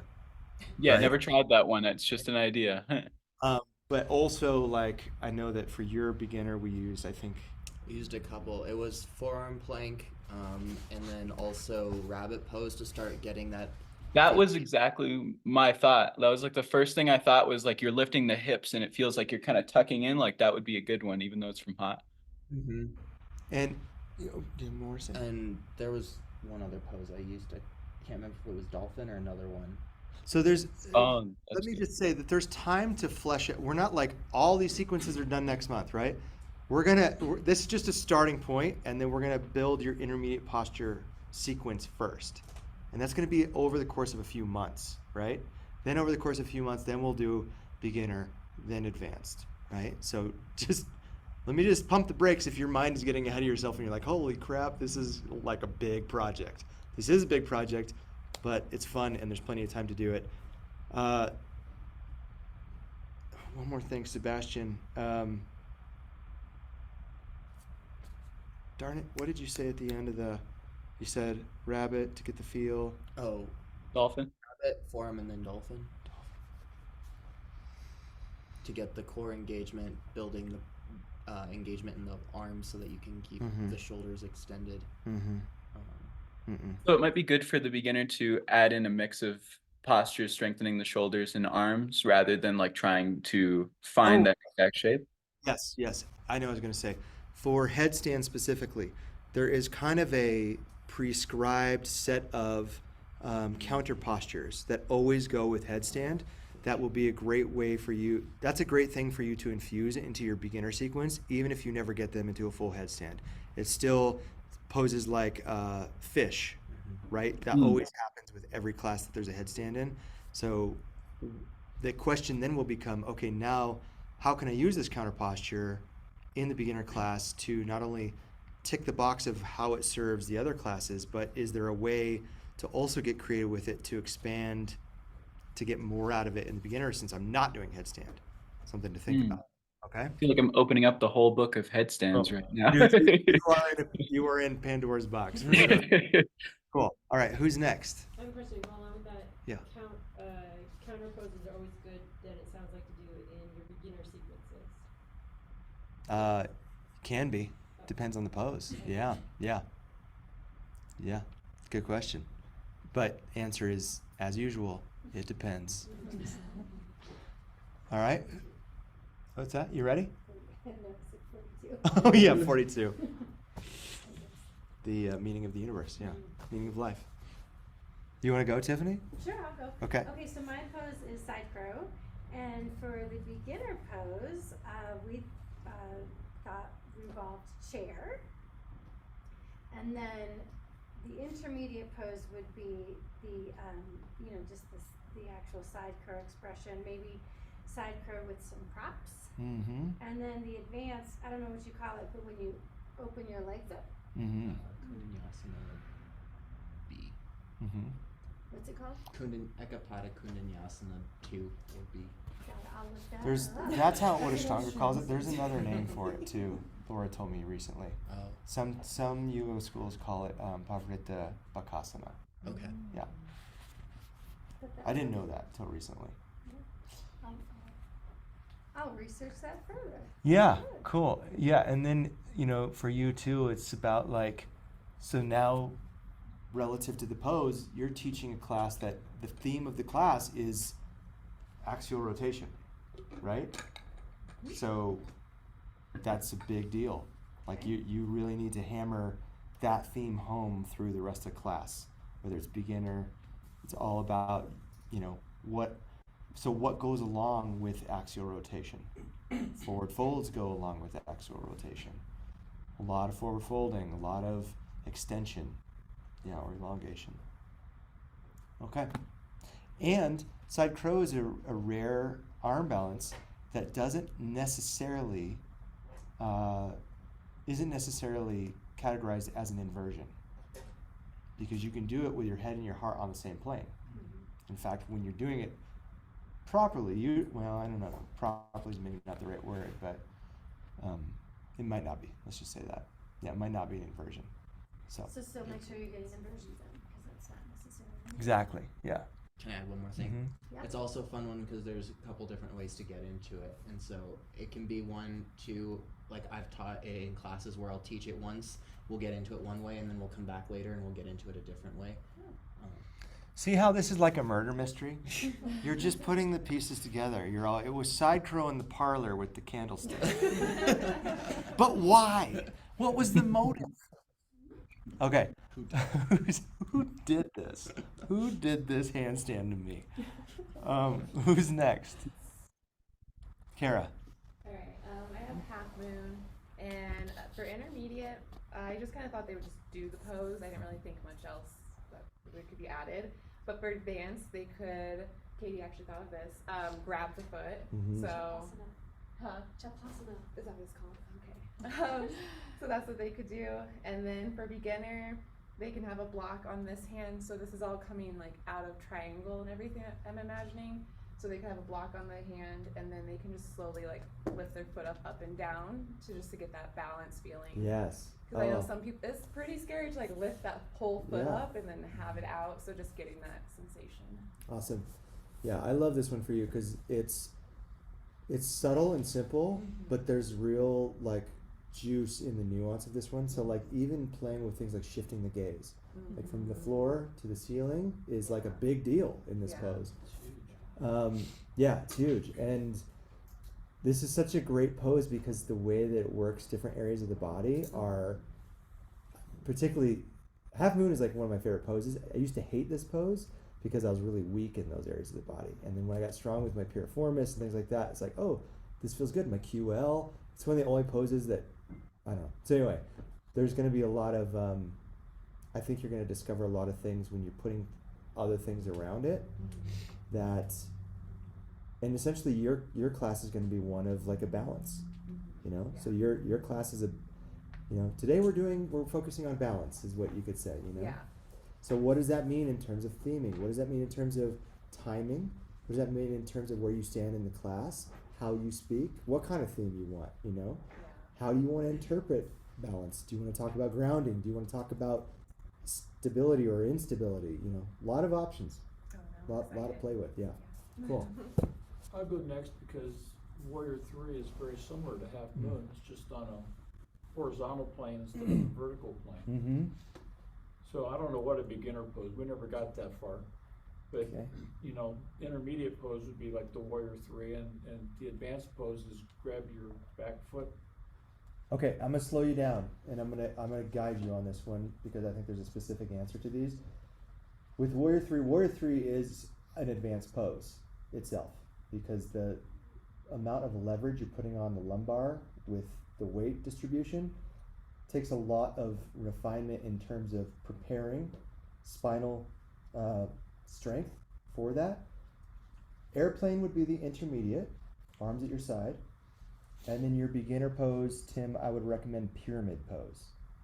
Even though it's no longer a balancing pose, now you have to think about, okay, if my proxy pose for beginner is no longer a balancing pose, I still need to get some of the benefits of the balancing pose into my beginner sequence. So we're still gonna need to do balancing poses, it just isn't gonna be the same one. Does that make sense? Mm-hmm. Okay, so pyramid pose will be your, so that means you shift from being a balancing sequence in intermediate advanced to now your beginner sequence is technically built around a forward fold as your peak posture. But you're gonna have to build in some balancing around that. Yeah. So it's a cool project. Yeah, Tiffany. Warrior 3, is that the one where you're kind of in line? So if you're more like this? Yeah, yeah. And one leg. Yeah. Mm-hmm. All right, Adam. Wheel pose. I got for beginner, like cobra pose, bow, or camel. For intermediate, maybe reverse plank, and then bridge, and then wheel is the advanced. Okay, I like Dhanurasana for beginner. I think wheel is intermediate appropriate because I think there's many variations you could do. And in fact, if people can't do it, then you can just do bridge as a modification. But I think you should shoot for wheel in intermediate practice. I think for advanced, you could choose either a variation where you lift the leg and wheel, you mobilize the wheel, you make them move in wheel, or what I'd really like you to do, but this is a bit more of a harder challenge, is to do Dvipada Vipariti Dandasana, which is wheel, but you're on the forearms and the legs are straight. Yeah. My body doesn't bend like that. Oh yeah. Oh, you could also do full pigeon. You could do Kapotasana. I think that's a little bit less accessible. That's harder. Yeah. That's definitely a 1% pose where you're like, hello, thanks for coming to yoga tonight. The class I have designed is designed for you all to fail. Yeah. Designed for you all to fail. What's full pigeon? It's that, what he just described, where you're on your forearms, but then you also bend your knees so you're on your shins and just your forearms. Oh, God. What is that? So I would come up like this and then reach my hands to there. So it's a huge back bend. It's really, Isn't that just I was trying to get there. huh? Isn't that similar to camel though? It is. Okay. Yeah. Uh-huh. You need to be a dancer for that. Yeah, you do. Okay, let's stay on track. Who's got another one? Katie? So I have Birds of Paradise. I feel like that's an advanced posture, so advanced class, that would be its full expression. Intermediate, I would probably expect an intermediate class to be able to get into a bind at that point, whether it's from like extended side angle. Maybe they might be able to start to come up but not fully extend that leg. And then beginner, I would just work on getting them into a bind, so like maybe like from Malasana, try to do a bind, or having them go into Skandasana for hamstrings. Could even do a bind from Skandasana. I feel like that's more intermediate though. Yeah, that's definitely one way we can go with this. The only other thing I would say is you could kind of ratchet it the other way and say, if Birds of Paradise was your intermediate posture, the way to make that more advanced might be to make it revolved Birds of Paradise or bound Birds of Paradise. What's that? Are you familiar with either of those? No. Do you know bound Birds of Paradise? Who's that? Yeah. This one? So yeah, he's got around, here's gonna, my 20-year-old model is gonna. Get into a cold. It's a bind. Yeah, there's that one, which is, Oh. I think, you could argue, depending on what kind of body you have, this could be easier. Is it easier for you? Yeah. And the And then revolve. Yeah, Is it revolved is a. So come into crescent lunge. oh, this one. Yeah. He's like, I don't even know if I can get my Uh-uh. it's under. I don't have a, Wait, I thought Fine. that was what Birds of Paradise was. Right. hang on. Now step your back foot forward. Stand up on your back foot. Yeah. Do the other side too, man. Whoa. Balance yourself out. Now extend that leg. If I don't fall first. and smile. There we go. I'm surprised you get the bind cold. I was gonna give him this banana pill to connect his hands. Cold button. Huh? Revolved is the opposite. I would be. That's just Birds of Paradise. Okay, and So- then revolved. I don't. Revolve, Around. twist your torso, twist it that way. So turn it the opposite. Turn your way. chest towards the knee. Nope. No. Release your bind. Release the bind. Come here, Katie. Come here. Release the I've bind. never heard of this Yeah. Do before. it. So Cold. go back to Put 'em in start now. with crescent, Okay. and then you can come forward into like the Should we all? twist here. Yeah, you can do it if you And want to then do it. start to reach under if you can find the okay. bind. Do you want the banana That makes more pill? sense now. You can't reach. Yeah, I need to. You gotta do it. Yeah. Okay. And then you would step the foot forward and lift up. Oh, jeez. Oh, jeez. No. But so this changes it depending on which one you choose for your advance, because now that becomes about a balance, a bind, and a twist. Whereas Yeah. Birds of Paradise is a balance, a bind, and hamstrings. Mm-hmm. Great. But you get to choose. So why don't you take the time to choose and you let me know Okay. how you want to do it, okay? Okay. But start with Birds of Paradise as your intermediate pose. Okay. Yeah. And I do like that idea as the beginner to just work on binds with both feet grounded, whether it's crescent lunge or extended side angle or goddess pose or malasana. Yeah. Okay. Chop chop. Who's next? Okay. Hannah. I had Sarvangasana, shoulder stand. So for. Good job, by the way.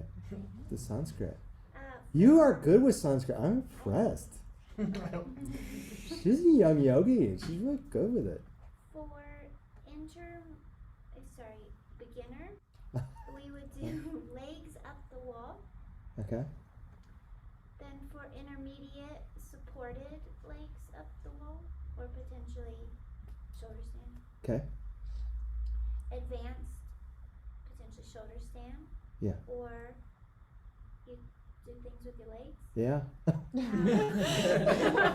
call it getting jiggy with it.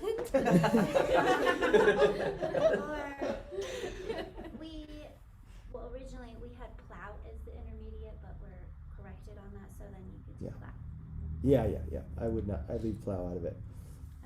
Okay. Um, Like don't even. So you have an option here too. If you want to get real technical with the advanced, you can make it a mudra as well. So you can make the advanced part like about getting into the shape and then really working with bandhas and breath work. And that's really I would say the big kid yoga advanced version of shoulder stand.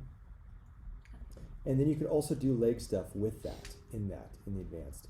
I would say intermediate, yes. Just stick with shoulder stand and anything below that as a modification. So understand that though your intermediate posture might be maybe inaccessible to half of your class, you'll still be able to offer modifications. Right. So that might be bridge, by the way. It might be waterfall pose. It might be candlestick. Are you familiar with waterfall and candlestick? No.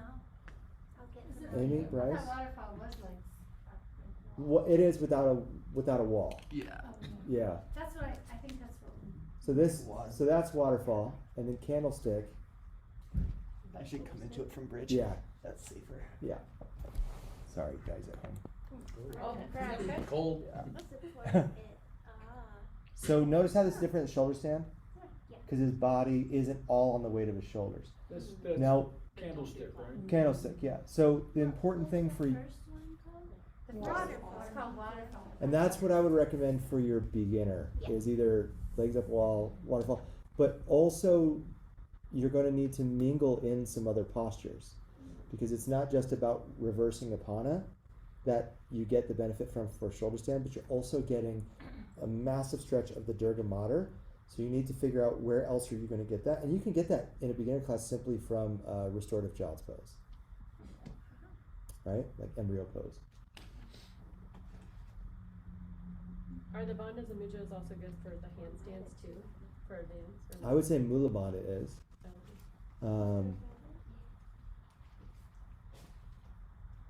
And then yes, you could always play with Pada Bandha, Amy. Or no, Asta Bandha. So that's the way in which your hand is cupping, creating a diaphragmatic lift through the arch of the hand, so you can distribute the weight out of the base of the palm and create more weight dispersion. Better center of gravity that way too, better feel as well. Because with handstand, it's really important to like be able to have this trigger, because when you're up, you start to go this way. Most people bail out or just flop, but actually there's a quite bit of a degree that you can go that way, that you can actually save with your fingertips. People just don't know that the weight distribution isn't your whole body, because it's at this angle, right? So you go 5 to 10 degrees, it's still only like 5 to 10% of your body weight that your fingertips are bringing back, but people don't trust it because it's so unnatural, right? With shoulder stand and headstand, gosh, there's something else I was going to say. Okay, move on. Let's see if it comes back. Who's next? Brian? Yeah, sure. I mean, I think Sebastian kind of said a lot of them. I was thinking for the beginners, I kind of like, for my, like, just when I'm kind of warming up for it, I do like a, what is that, a melting heart variation almost, where I just kind of like, my hips are above the knees and stuff like that, so I'm starting to get a little bit of that inversion, things like that. And then intermediate, I was definitely thinking dolphin, and stuff like that. Or I mean, sorry, these are preparatory poses that I was kind of thinking, but I lost my train of thought. We're with you. Let me ask a question. Is nobody doing forearm stand? I am. You are? Okay, thank goodness. Okay. I just got worried. I got worried. Okay. Yeah, but then so beginner class, I'm probably not gonna do a headstand, but then I would probably start to come towards dolphin in the beginning class, and then for intermediate I would teach the headstand, and then advanced would be get jiggy with it with the legs and such, probably. And stuff like that. Get jiggy with the legs, breath, holds, kumbhakas and binds, or bandhas, yeah. Beautiful. Yeah, so really, I think for both of you who are doing headstand, you're going to want to get this book, okay? Or the Iyengar school of headstands. I mean, he was the master. I think for Iyengar's 75th birthday, he held handstand for 75 minutes. And everybody clapped at the end. Huh? Can you hold up the book again, please? Yeah. It's the one I have. I think, is it this one? Yeah, it's this one, right? But then I have some questions about like maybe some potential preparatories for it. So like one of the benefits or one of the things that I really enjoy from the headstand is that opening or the opening feeling of the triceps and kind of in this chest area, and I feel like I do a lot of strength when I do like a reverse plank. Where I'm really trying to focus the triceps, but I'm also really trying to open the chest. Absolutely. That would be good for preparation. Oh, yeah. 142 is with the reader. Thank you. Okay. There's also a really good section in here on Mityahara. Anybody know what Mityahara means? It means yogi diet. And yogi diet, by the way, is the single most important thing for advancement in pranayama. Okay, sidebar. Who else? Andrea, you can go. Andrea? Yeah. Okay. It doesn't matter to me. I have forearm plank, and everybody with headstands gave me really good ideas. Thank you. And so things have changed. The advanced posture, Tim gave me a great idea to do scorpion pose. Yes. So thank you. That's correct. Intermediate, I would say the actual forearm stand and or with use of the wall for support to get up. Yeah. And then beginner is where I have too many ideas, but I think forearm plank with your butt up, your feet up, would be a good start to start building that strength, and then like also getting your head kind of Yeah, so that's called dolphin. dolphin. So if you're like in a down dog form, but you're on your forearms. Yeah. Yeah. Is that a good beginner one? Yeah. Okay. Yeah, and then you can just play with variations of lifting one leg, switch the leg, and then little hops bouncing on the same leg. Okay. So yours is going to be another one where it's kind of a no-brainer what to do for the peak postures, but there's a lot of work to do around the posture throughout the class. Yeah, to warm up for it. Yeah, to open the shoulders and yeah. Okay. And And then create. I also thought you could take Also a think mudra of- on your, you know, because your hands are down here, so you can do some kind of mudra or something. Do a fancy mudra and forearm stand. Yeah. You're I all, want to make it extra. you're all, what's this one? Peace to the world, and my forearm stand is on fault. But know too, though, that with your posture, which is different than handstand, Yeah. handstand is a slight extension of the spine. Forearm stand is a much more extreme extension of the spine. So handstand, you don't really have to work too much back bends to prep. Forearm stand, you really want to open up the upper thoracic and cervical spine Okay. in terms of extension. Thank you. And then also, how do you say it? The Sanskrit. Pincha Mayurasana. Say it again. Did Perfect. I say it? 100%. Pincha Mayurasana. Boom. You're teaching Sanskrit to me. All right. Kathy? Yeah, what's mine? Oh, revolve triangle. Parivrita Trikonasana. Nice. This is actually a really tough one, first of all, because I don't do it very often in my own practice. But it's definitely involving a lot of axial rotation. Let's see, benefits: grounding, elongation of the side bodies, contraindications, later pregnancy, hernia, neck and shoulder issues, preparatory poses, triangle, and lots of twists in the class. Okay, so what are we going to do for intermediate, beginner, advanced? I'm saving that for last because I forgot to address it. Oh, okay. All right, so let's think about it. Parivrita Trikonasana, so revolved triangle, that's going to be your intermediate posture. Sorry, say that last. That will be your intermediate posture. Oh, that's my intermediate. Okay. Yep. And then your advanced posture, I would say Parivrita Ardha Chandrasana. Okay. And then I'm going to make you figure out your beginner posture on your own, and you can reach out to me and let me know. Okay, when you come that's up with fair. that. Okay. What was the advance again? Yes. I didn't get that. Revolved half moon. Parivrita Ardha Chandrasana. Okay. Okay. We need Mari and Shuan, right? Yeah, I can go. Mari, Where's go your for, phone? go for it, Mari. Okay. I had revolved extended side angle, and I cheated as soon as I had got the pose. I looked it up, and I know you told us not to, but I did. But it's Parivrita Vakonasana. I wasn't sure because I saw the images online, and I wasn't sure what the foundation is, if it's warrior 2 or if it's more of like a warrior 1. But I was thinking if you're in a warrior 1 foundation with your feet, then for the beginners they could do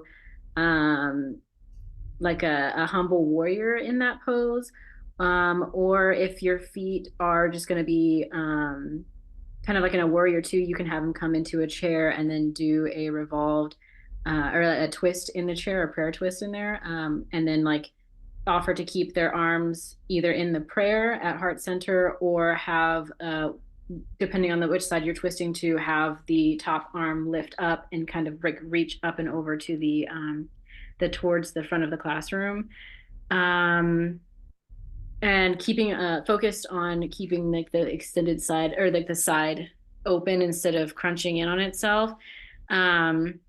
And then for intermediate, it would be kind of like the pose itself, again, like focusing on keeping that side open with the revolve in there, offering to have like the hand either resting on the knee or reaching down to the ground, the lower arm. And then for advanced, it would include a bind around that front bent leg, reaching underneath and grasping your hands there to challenge some like balance a little bit, as well as keeping elongation in that pose. And then I don't know if it would be appropriate to lift that leg that's behind or to straighten the bent leg. Mm-hmm. So, okay, sorry, can you back up for a sec? Tell me, is your pose bound extended side angle or is it revolved bound extended side angle? It's just extended side angle, but for the advanced, it would be revolved, bound, extended Sorry. side angle. So the intermediate pose you chose is bound extended side angle. The intermediate is just the pose itself, the revolved extended side angle. Revolved. Okay, that's what I'm trying to get at. Can I get a straight answer out of you, please? Just kidding. The pose you picked originally was revolved extended side angle. Yes. Okay, so that'll be the intermediate. Binding it will be advanced. Yes. Love that idea. Love that. And yes, and you can play with taking them who can bind it to either straighten the front leg or balance the back leg off the ground. And then you said, what was the beginner? Just back up for me. For beginner, either like chair with a twist and then opening up the arms. Or I was wondering, because I don't know if the feet are in Warrior 2 alignment or Warrior 1 alignment. Right. They are Warrior 2. Crescent, right? But yeah, so they are in Warrior 2 alignment for the pose itself, but you can use Crescent Lunge, which is a Warrior 1 alignment or closed hip alignment. I would just use Revolve Crescent Lunge for the beginner and variations of that. But, thinking about in terms of, your sequence is about twisting, binding, and hip opening. Yeah. So that's really the big crux of what you're doing with that pose. Okay. Thank you, Mari. Sorry, I couldn't understand it. I think my brain's getting a little depleted. Yeah. Same. We're almost there, y'all. We're almost there. Shawan. I have not a Rajasana dancer, so just thinking that the basics of balancing pose, starting from Tadasana for a beginner, and putting your hands at her hip or going for extended mountain, and then doing more like a quad stretch on one side with an option to put a single fingertip on the wall. I think that could go a little further for a beginner. It's just all about what they're capable of and how many balancing poses would lead up to it. Yeah. And then for intermediate, it would be dancer to their limit. Like when the standing leg is shaking, and the heart is shining toward the earth. I think a full advanced dancer could be the full extension of that, where you're at that plane, that T plane, or if you're super advanced, which is not a thing, but it's a thing. But I have seen people like reach back and grab that foot with that the opposite foot and hand, which is extraordinary. But that would be a step above, I think. Cool. I think the dancer in and of itself is advanced if you're at that plane. Sure. Yeah. So yeah, I think your baseline for intermediate is dancer, plus or minus. I think you can play with any variation of one-legged Tadasana for beginner, and then for advanced, I would go for, because the great thing about what I've heard is it's called cosmic dancer, which I don't like saying. I don't know why, it's just so silly. Cosmic dancer. When the arms are up, grabbing the foot, whether it's one arm or both arms. Yes. The cool thing about that pose is that it's accessible with a strap for everybody almost. So you can give an advanced, so now what you're gonna have to do is treat the rest of your advanced sequence very different, even though those two poses, there's a small degree of shift from dancer to dancer with a strap over the head. Oh yeah. And so now you're gonna think about, okay, well, dancer with a strap over the head, now we're talking about this movement of the body, right? So that's the next step for all of you. So good on all that. I think that's great. Would boat help in preparation for that, if we did one leg at a time and then did both, kicking into the feet, and then incorporate the strap. Floor One leg bow? at a time, floor bow. Oh, yeah, definitely.